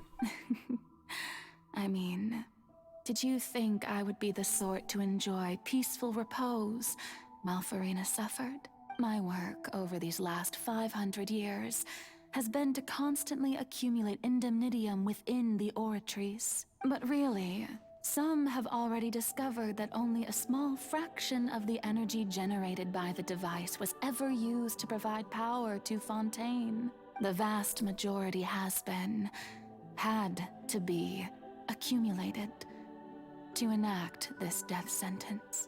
It was all a part of your plan then? Both the trial and the sentence? Indeed. This power, accrued over 5 centuries, could have sustained Fontainians for millennia had it only been used for that purpose. Almost all of it has now been stored within the oratories. But only power of this magnitude could hope to destroy the Hydro Archon's divine throne, shaking the rules established by Celestia, and breaking through the institution that is the Seven. So the Oratrice's call for death was for neither Farina nor Focalor, but for the Hydro Archon. The destruction of that divine throne. If I do not misunderstand your intent, you must be... Returning what's rightfully yours to you, of course. Oh. In other words, this was all done to return the authority of the Hydro Archon to the Hydro Dragon of this planet. Is she saying that she's going to destroy the Gnosis? But...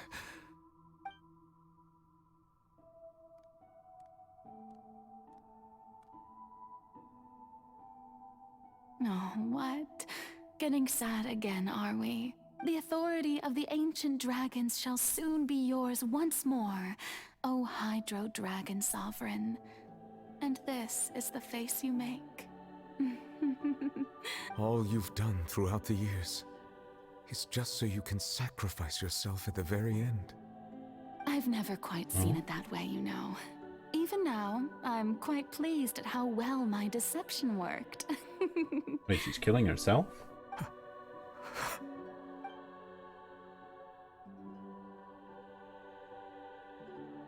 Hydro Dragon, don't cry. Really? We're gonna say that? I must say, had it been within my rights, I would have loved to judge the heavenly principles themselves. Were they not guilty of essentially the same crime? Egeria stole the power of the primordial sea, and the heavenly principles stole the power you ancient dragons possessed. I, for my part, am the god of justice. And is it not just that your original powers should be returned to you? Speaking of justice, I have always believed that justice lies in the process of pursuing human existence itself. So, if the theft of the primordial sea's might was Fontaine's original sin, then, leaving matters of procedural right and wrong aside, the descent of the Fontainians as humans and their right to exist in this world would be Fontaine's original justice. In other words, existence was Egeria's justice, and to me, justice is the continuation of that existence, defying the prophecy and ensuring that Fontaine's people shall live on. That should be the justice enthroned over all others. At this point, we, whether it be myself or all other Fontainians, have shouldered the burden of this sin for far too long. Iudex Nervillet, the highest judge in our land, when you regain your full power as an elemental sovereign, what verdict shall you pass upon us? So when I was invited to the court of Fontaine to serve as Iudex, I see now that that was your idea too, at last. I now understand the true purpose behind this position. In the beginning, I was uninterested in human existence. But these 5 centuries of living alongside them have gradually brought about mutual understanding between us. And I have even attempted to feel as they feel. You are a devious one, Focalor. Things being as they are, surely you know that I could never declare them to be guilty.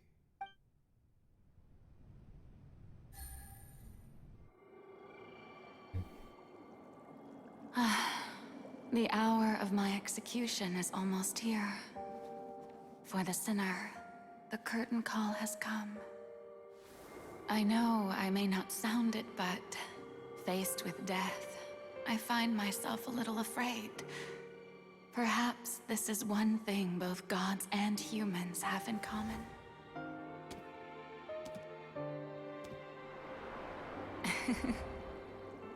Farewell, Nervalette. I hope you've enjoyed the part you played these 500 years.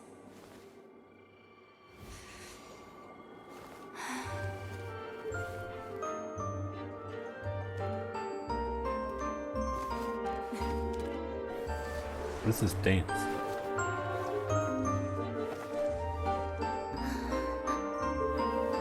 You're not doing the same one?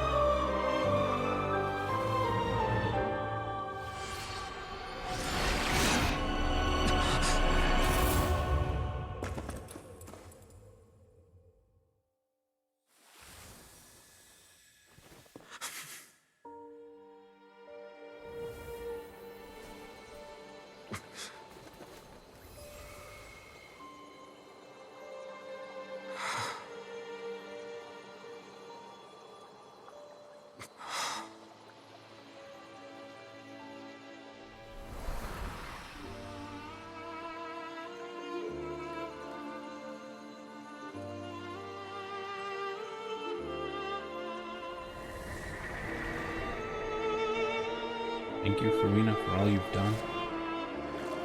From this moment on, please live happily as a human, just as I wished we could.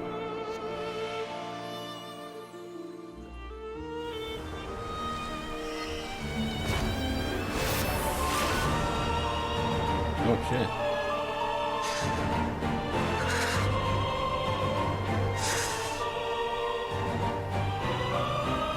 I, Iudex Nervalette, hereby declare, people of Fontaine, your sins are forgiven.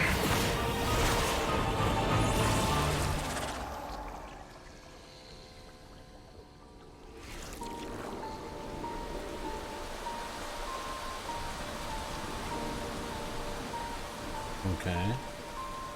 We have to go beat up the whale, right?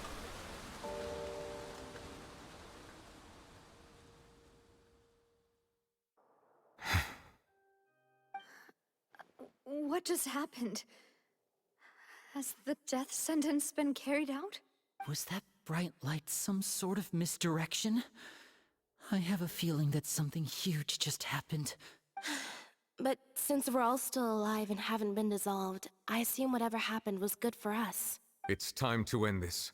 We must mete out punishment to that beast. Didn't you say just a moment ago that it can't be defeated? Well, now he's got Super Saiyan powers. I have gained the strength sufficient to deal with it. Through certain means, I now have the ability to separate the power of the Primordial Sea from that creature. We should seize the opportunity to pursue our quarry. You obtained power just now? Traveler, now that the oratories can no longer function, I require an executor to help me mete out justice. You mean me? The root of the calamities befalling Fontaine. The beast that enacts the prophecy. Its name is the all-devouring Narwhal. Come with me, traveler. The hour of execution has come. Cool, let's execute a whale.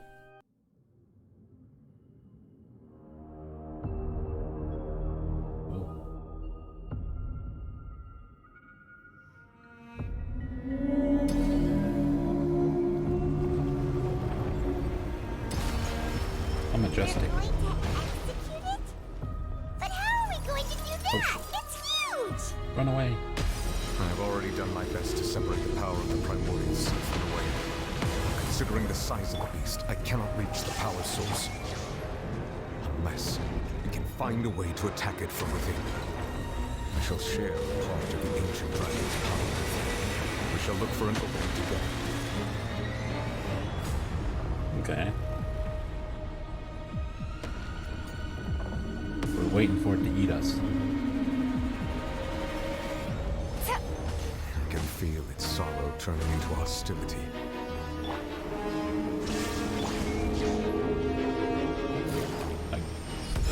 Grab it with her thing.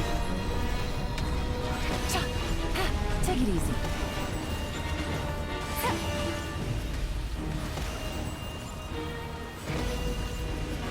What is this? Destroy the eye of the maelstrom. Thingamajig attacks can break it. The all-devouring narwhal cannot resist its instinct to devour. Continue to trigger its hostility. A chance will present itself.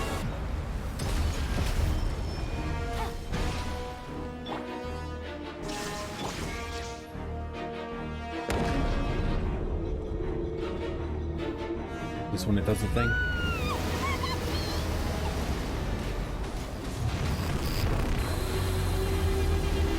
Hooray, we were eaten.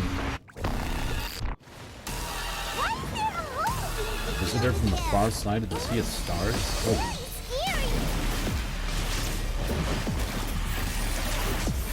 Gotcha. There is no escape. Torn to oblivion.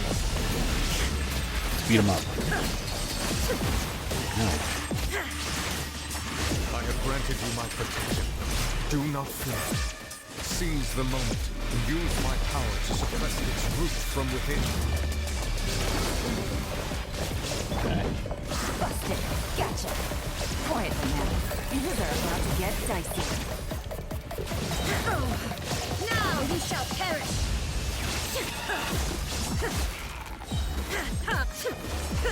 Oh, now what? Are we done? Is that it?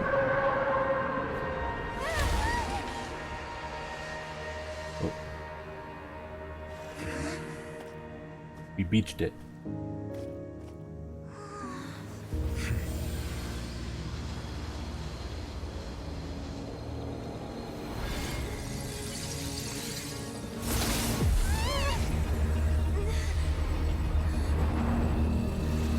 What the heck? What the heck? Who the heck are you?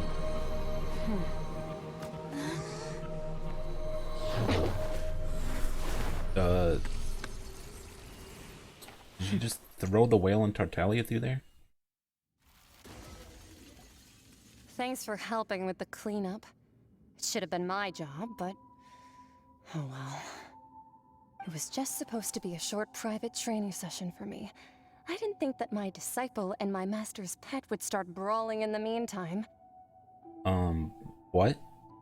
Well, actually, I had a feeling that it would happen at some point, but they bumped into one another earlier than I thought. What a blunder.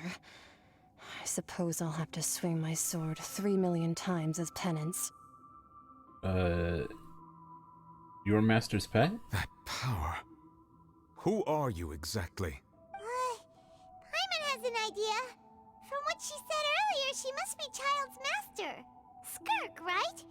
It's just that he gave us the impression that she was the less talkative person. I simply did not have anything to say to the weak. But you, on the other hand, managed to defeat the all-devouring narwhal without using power from beyond this world. Sure. So you may speak to me as equals. What sort of person would take an all-devouring narwhal as a pet? I have to agree. It's a strange use of a planet's primordial waters just to raise an all-devouring narwhal. That kind of power is wasted on it. It's not cooperative. It eats too much. And I have more important things to do with my time than pet sitting. The only thing that creature has going for it is its looks. All in all, it fails as a pet. Miss Skirk? I think you might have missed the point. This is a very weird situation. What the heck? We're just talking about this thing that was going to destroy all of Fontaine as just being someone's pet. The point being?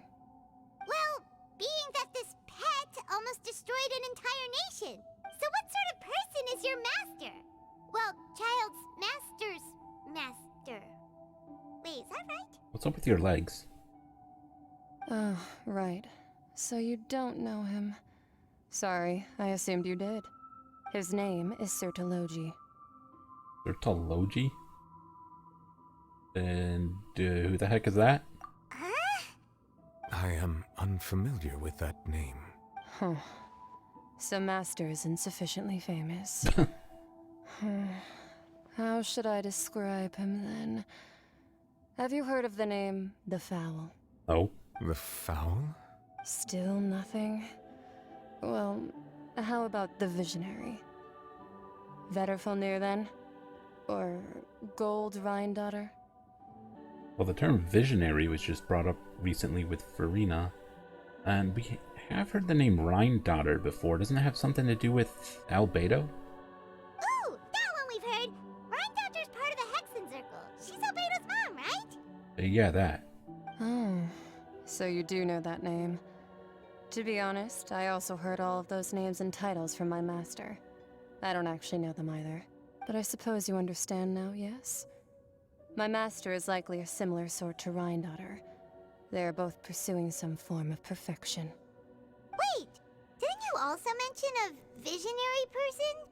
Paimon didn't quite catch their name. Actually, never mind that. I believe it expedient to inform you that the all-devouring narwhal used up nearly all its strength fighting you. Such roiling hydro energies will prove difficult for the planet's deep seas to digest. As such, the Fontaine back on the surface has most likely been thrown into chaos. In other words, the prophecy that you've been fretting over should now be in full swing. Oh. What? No, there's little to be surprised about, Paimon. It is natural after all. The prophecy will surely come true. We knew this and accepted it.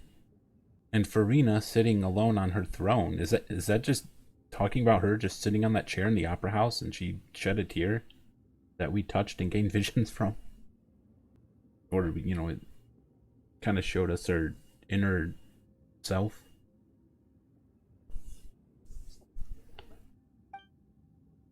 However, not to worry.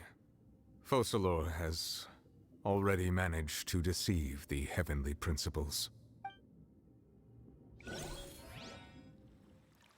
In the end, the people will all be dissolved into the waters, and only Farina will remain, weeping on her throne. Yeah, that was just the chair she was sitting on during the trial.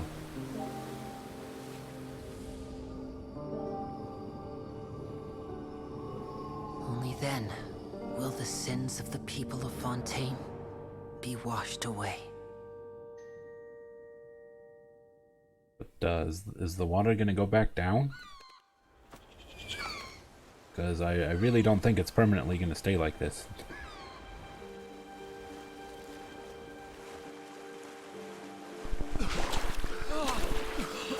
Oh look, they're alive and human.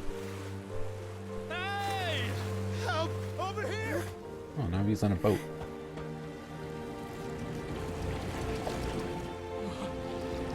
Are we gonna see that giant ship that Risley was building?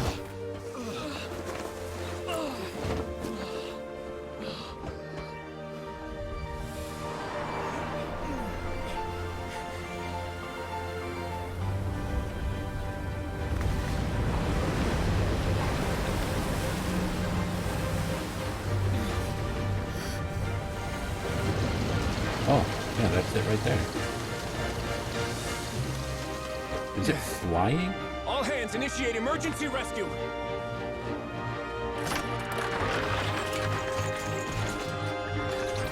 Claws! Is it grabbing people? Hurry!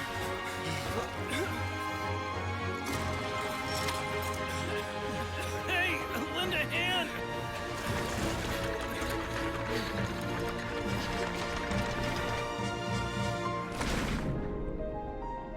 Terminate's just swimming.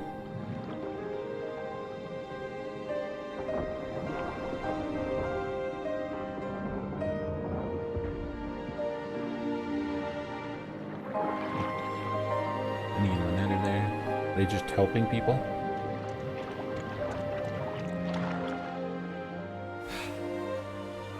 Look! The water's receding!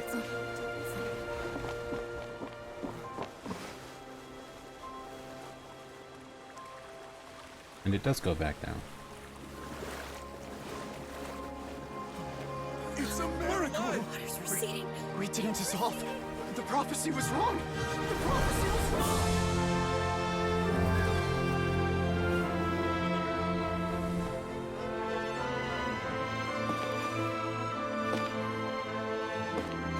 But what is Farina gonna do now? Like, how's she gonna act? Are you alright? We're safe. I mean, she doesn't need to act The prophecy anymore, was does she? wrong.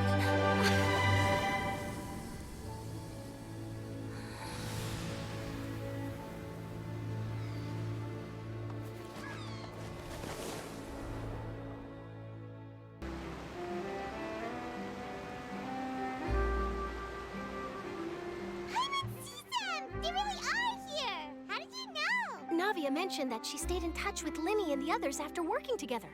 Apparently, they've been at the docks distributing these strange pockets the whole time since. Yeah, didn't they make some like weird pockets that hold a lot of space or something? I forget what they were called. Traveler, Paimon.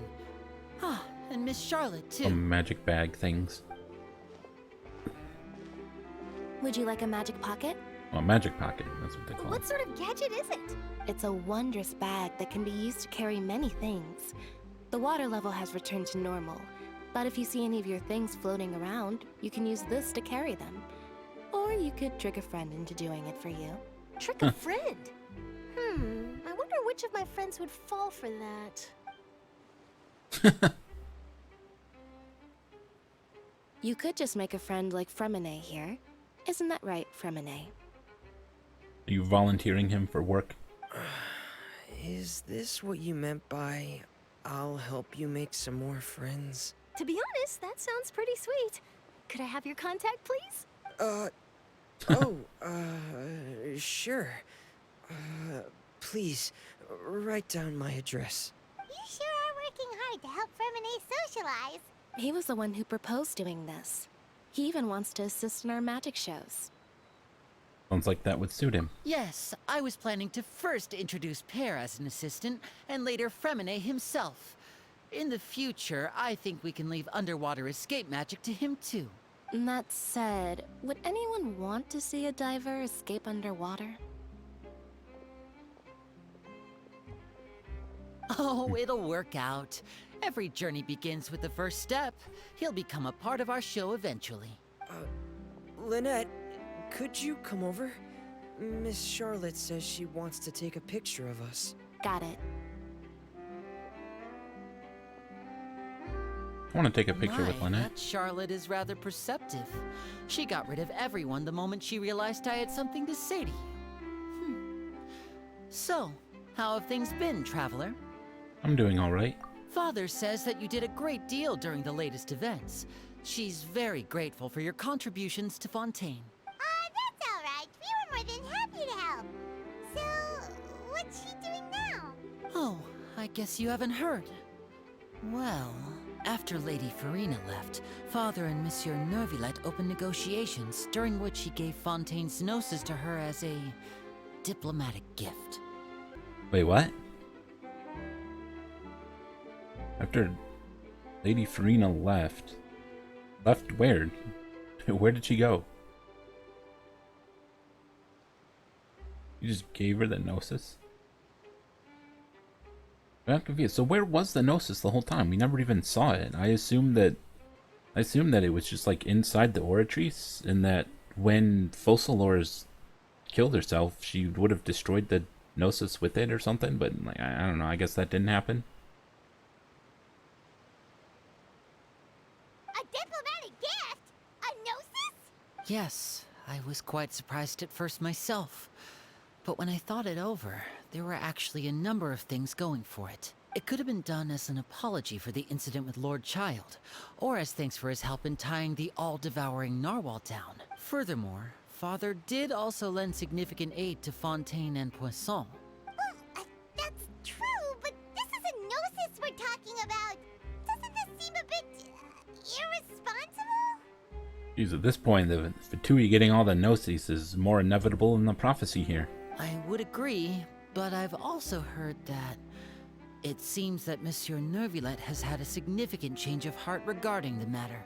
So there's some reason for this that only Neuvillette knows about? I suspect you'll have to ask him about that yourself. Ah, yes, speaking of which, I did see him strolling around the entrance to the Fortress of Meripede a while back. Oh gosh, we were just there. Isn't he Well, we were in it. stuff? Paimon didn't think he'd have the time for that. But back to the topic. The gnosis was given to the knave, right? What about Child? Is he still missing? They say that he's returned to Snezhnaya to recover from his wounds. Oh. I hear that the recent disaster really did a number on his health. Okay, well, I guess that's his plotline wrapped up. Although we still have his vision. I'm still wondering what the heck was going on with his vision. Well, I guess I can now call him one of my war buddies. That's true. We have war buddies? Think about it, we've had loads of run-ins with the Fatui. To think we'd be allied with them this time. So shocked by such a simple switching of sides? Who's that? Oh, that was Arlecchino? Father! Well, what do you know? Come to the docks to see how my children are doing and meet the Traveler by chance. Please do not pay my accomplishments in Fontaine too much mind. I would have done them regardless. Are you going to take the gnosis back to Snezhnaya? That is our duty as harbingers, yes. Don't be too preoccupied with sides. The goal of the Fatui concerns not a single place or person, but the entire world. With such a grand goal in mind, it is inevitable that we must wear many masks. Switching my masks is something I've always done. Will you keep to your position? Well, that depends on many things. No one truly knows what the future holds. What good is honesty if you can't rely on it forever? As for you, I very much look forward to our next collaboration. Good things cannot be achieved alone, and you've proved yourselves to be great partners. Oh, are we giving it to her? Actually, I just remembered something. Please help us deliver this. A vision? All right. I'll remember to return it. Thank you for keeping it safe for him this entire time. Okay, well that's the vision thing done. And that's a wrap for me. But we still don't know why it was acting weird. You're... Greetings, Miss Journalist. Oh, is she gonna interview Arlecchino now? Hello. If I'm not mistaken, there are diplomatic channels I'll need to report to take a photo of you. No, forget that. Just take pictures. That is Attack correct. her. So forgive me, but I will not be able to serve as a subject in your article. However, feel free to write as much as you'd like about our dear magicians and our upcoming rookie talent. I will. The sea breeze is quite pleasant. I shall continue my walk while the weather remains so agreeable. Farewell. Farewell, Father. Oh, she has such an intimidating presence. I didn't even dare to take a picture. Thankfully, I've already wrapped up all my pre-scheduled interviews. Thank you all. This'll be more than enough for me to write about, I'm sure. Don't be too nervous. Why don't you take a magic pocket before you go? Here, Traveler, Paimon, you take one too. And what does this do? To move things about? Will this do anything for me? That's right. Funny. I was giving out magic pockets when we first met too. And what do you know? I'm doing the exact same thing right now.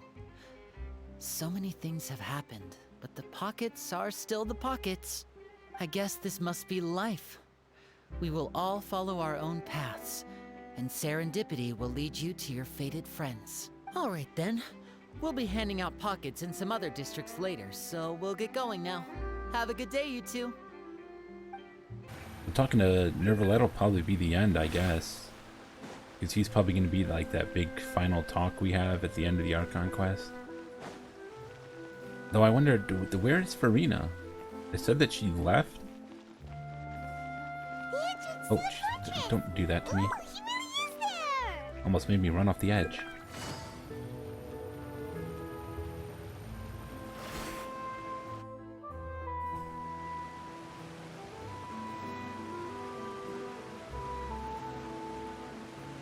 So, you really are here, Nervalet? Paimon didn't think you were going to have free time this hour of the day. Really? Oh, I suppose you must have met Mr. Linney. He took the time to greet me earlier when he passed this way. In any case, you came at a good time. I was just considering reaching out to you to set up a meeting, so I may explain some things that I haven't had the time to before. Aw, Paimon's glad that you remembered. Thank you for keeping us on your mind, what with you being busy and all. Alright, let's have it then. How was Fontaine actually saved? The whole business is still quite the mystery to us. It is strange how words can often leave a bitter taste in the mouth when it finally comes time to say them out loud. Ulet sighs softly, before telling you the truth concerning what he saw that day. Wailord deceived the heavenly principles and used Farina's endless performance to save Fontaine. So that's what happened? I only saw Farina's part myself. Wailord destroyed the divine throne of the Hydro Archon and restored your power to you, transforming you into a fully fledged elemental dragon sovereign. But Paimon still doesn't quite get what you did to save the Fontainians from dissolving. I assume that had something to do with him, like, forgiving their sins or whatever? For me, the authority of the ancient dragons refers to absolute control over the hydro element. Fontainians were incomplete humans born of Egeria's use of the power of the primordial sea, with constitutions similar to that of mimics. But so long as those primordial energies remain within them, I could use the ancient dragon's authority to grant them true blood, after the fashion in which life was first brought into being on this planet. In other words, when I gave my verdict, Fontainians became true humans, and thus would naturally no longer be dissolved by water from the primordial sea. Oh, okay. Wailord must have counted on you to make that decision as well. Your verdict was the key to making the prophecy appear to have come true while saving everyone. You could say that it was at that moment that the Fontainians were finally truly born. Yeah, and in a manner of speaking, Wailord finally managed to fulfill the original Hydro Archon's wish to turn Oceanids into real people too! It seems from your expressions that you still have more things you wish to ask. Ask away. I will tell you the truth as I know it.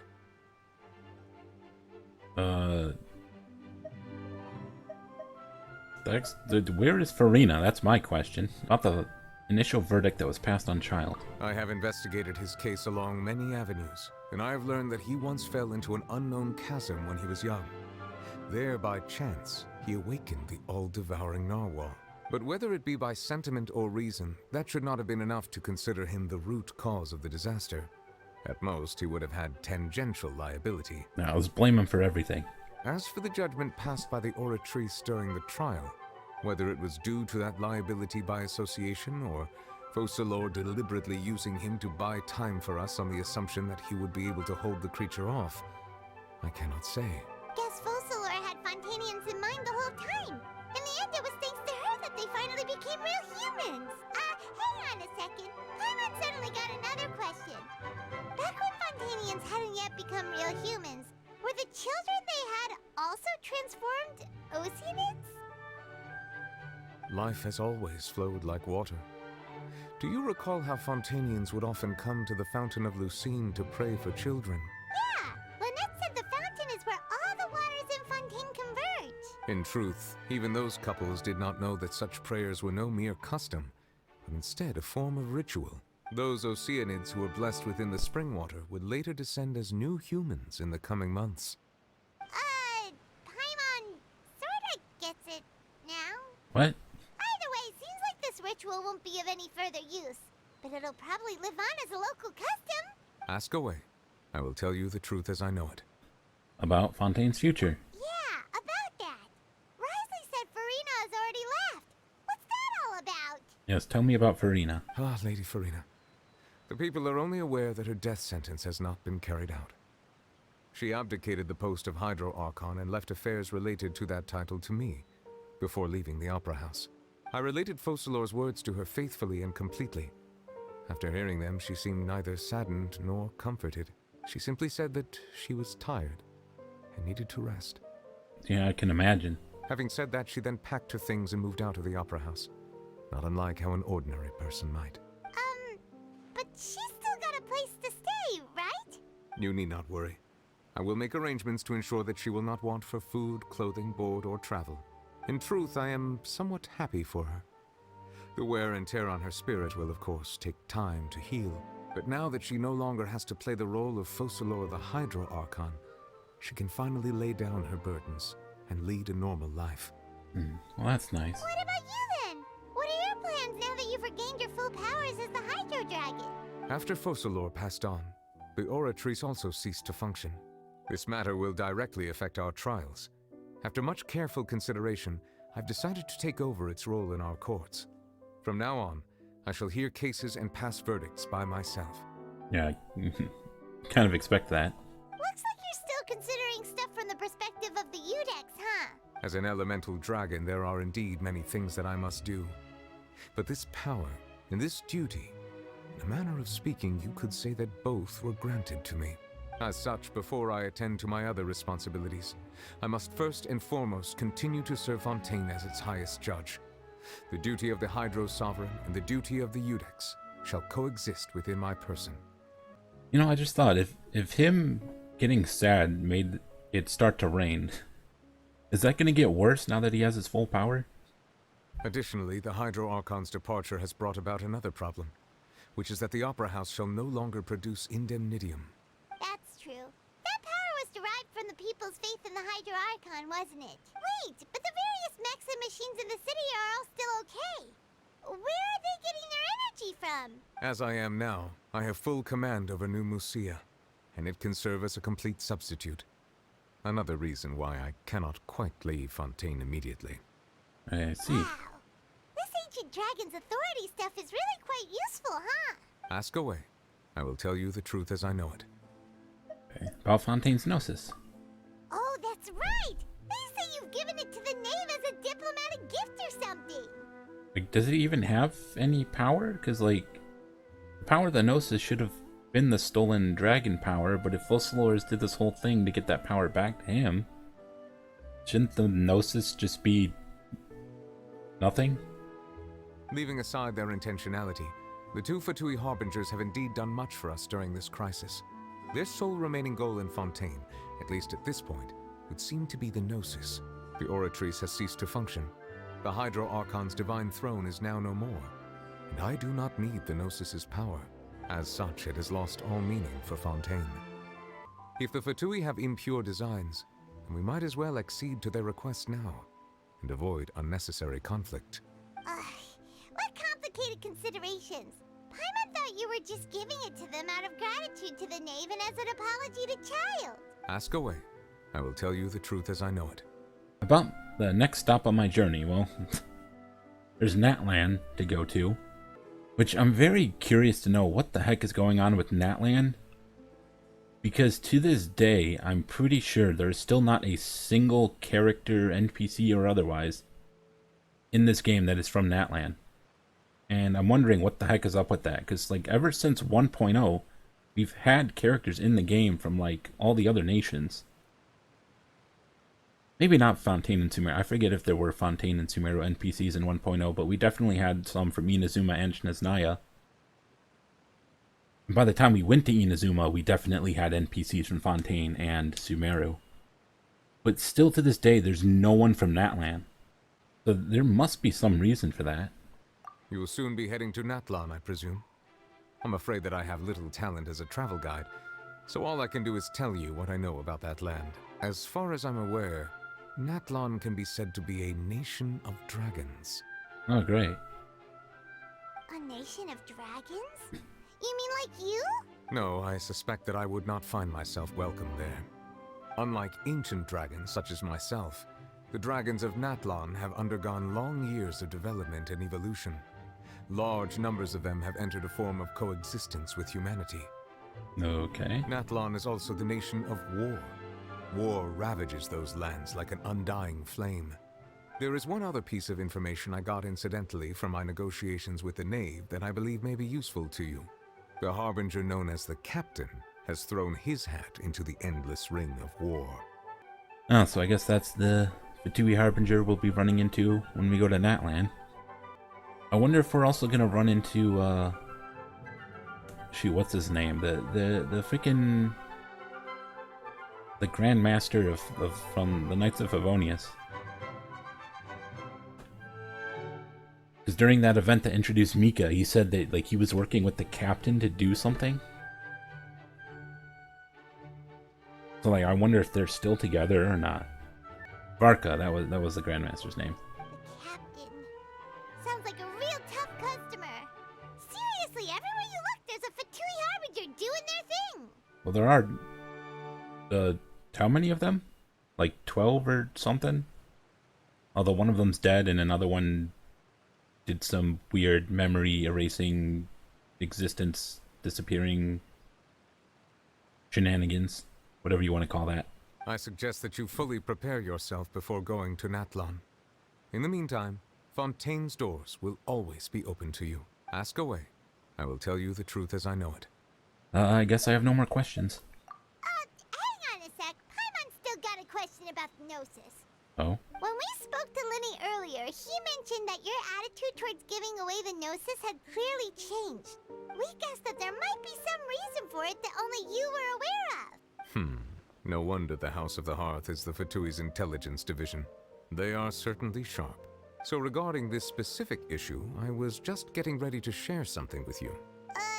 What is it? In truth, I exchanged some further words with that lady named Skirk after sending you two back to the surface. It went something like this. Get some more Skirk lore? Well, we're going to head topside to see what's going on. You hurry over soon as well, all right, Nervalet? What next? The all-devouring narwhal isn't here, so I'm no longer getting any interference. I can finally catch the scent of your power, what it's made of.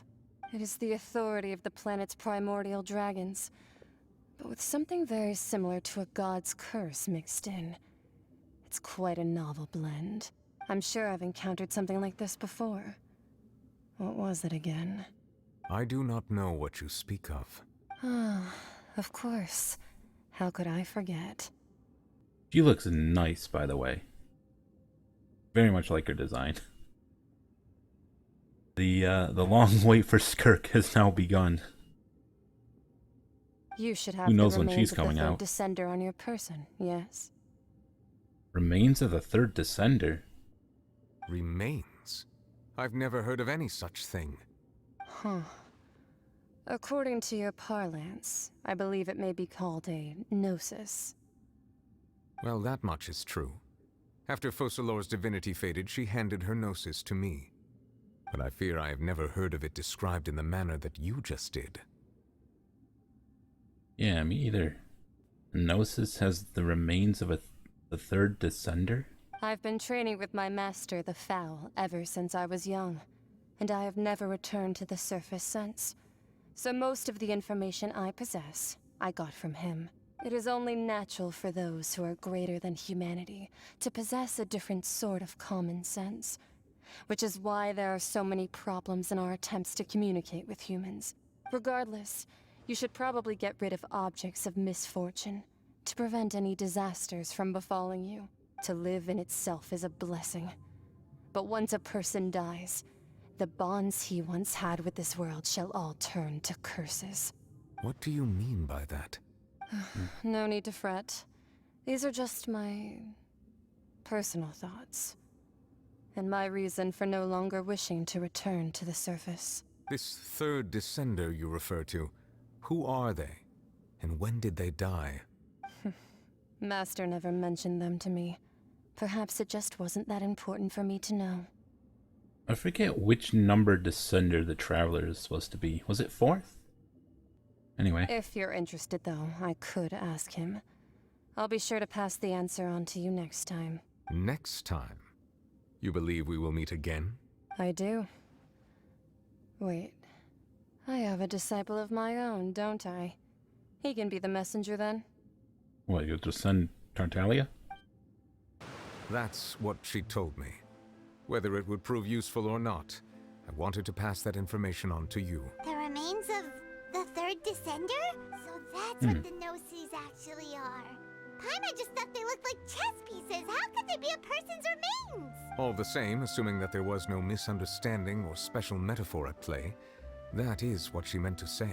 And she said that it would bring misfortune and that you should check it, which is why you gave it to the Fatui. If she speaks the truth, then I would simply be putting Fontaine at unnecessary risk by keeping it here. A Descender. You mentioned one of them. I am the fourth Descender. For me, this information means two things. One, that the Gnosis are related to Descenders, and two, that the one who came before me has already died. I had guessed that you might already be familiar with this concept, but I did not expect you to be one of them. That means that the Gnosis, which are exceedingly element compatible and can even enhance elemental abilities, do indeed come from the third Descender. I wonder, does your body also possess similar properties? Let's dissect her and find out. Like being able to use elemental powers without a vision. That does sort of count as special compatibility, right? No, let's not think about this stuff right now.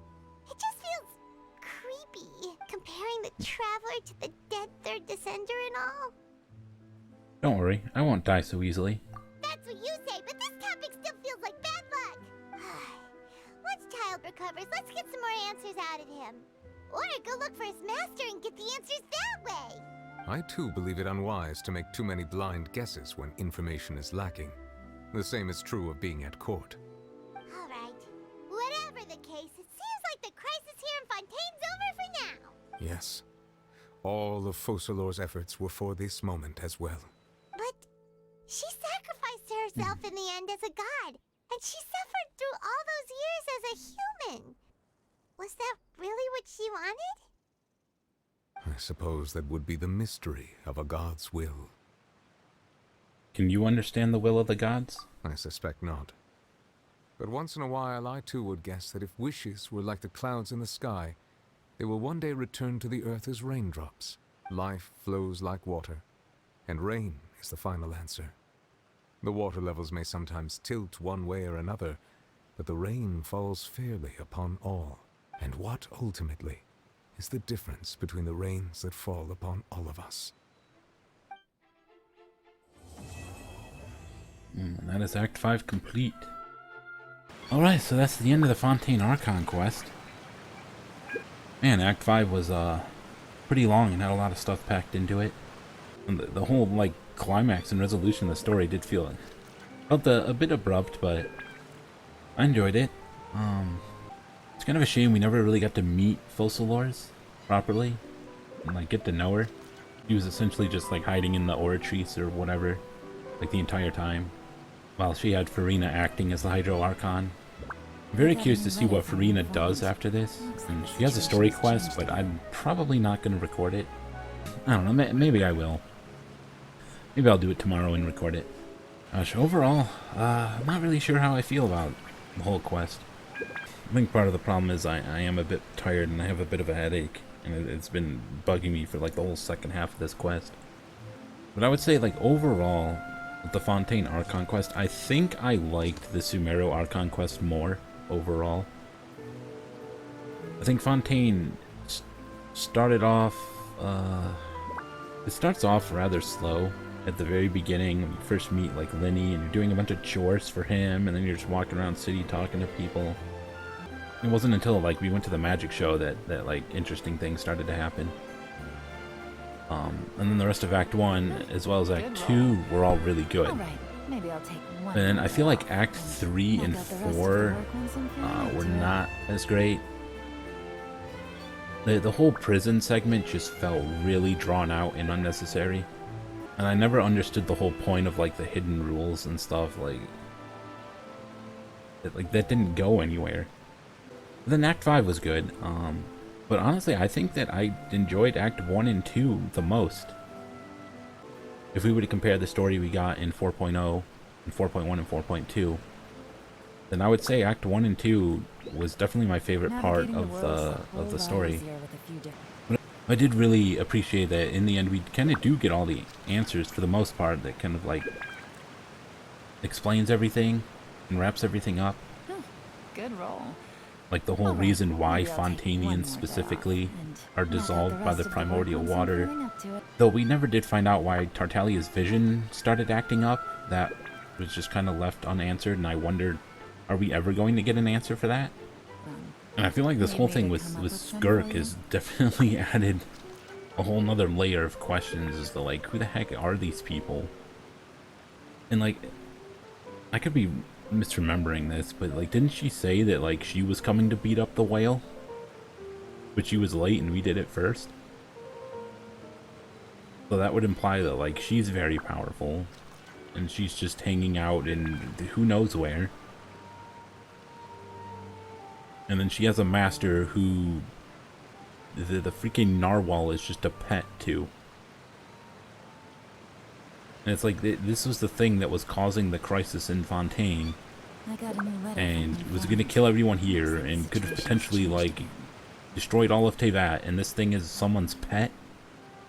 Also, by the way, I wanted to come out here to look at Fontaine from a distance, because if that water rose to consume all of Fontaine, I mean, look how high up Fontaine is compared to all these surrounding lands. It's like, Fontaine was completely submerged in water. Shouldn't, like, pretty much all the land out here have also been completely submerged in water? Like, Sumeru should have just been gone as well.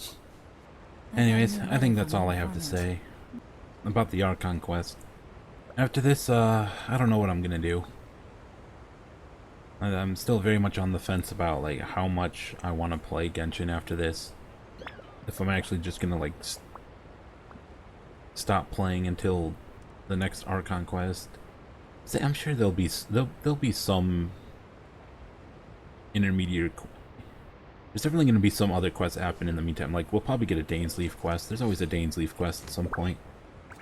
But other than that, I might just stop playing Genshin daily until there's more story to do.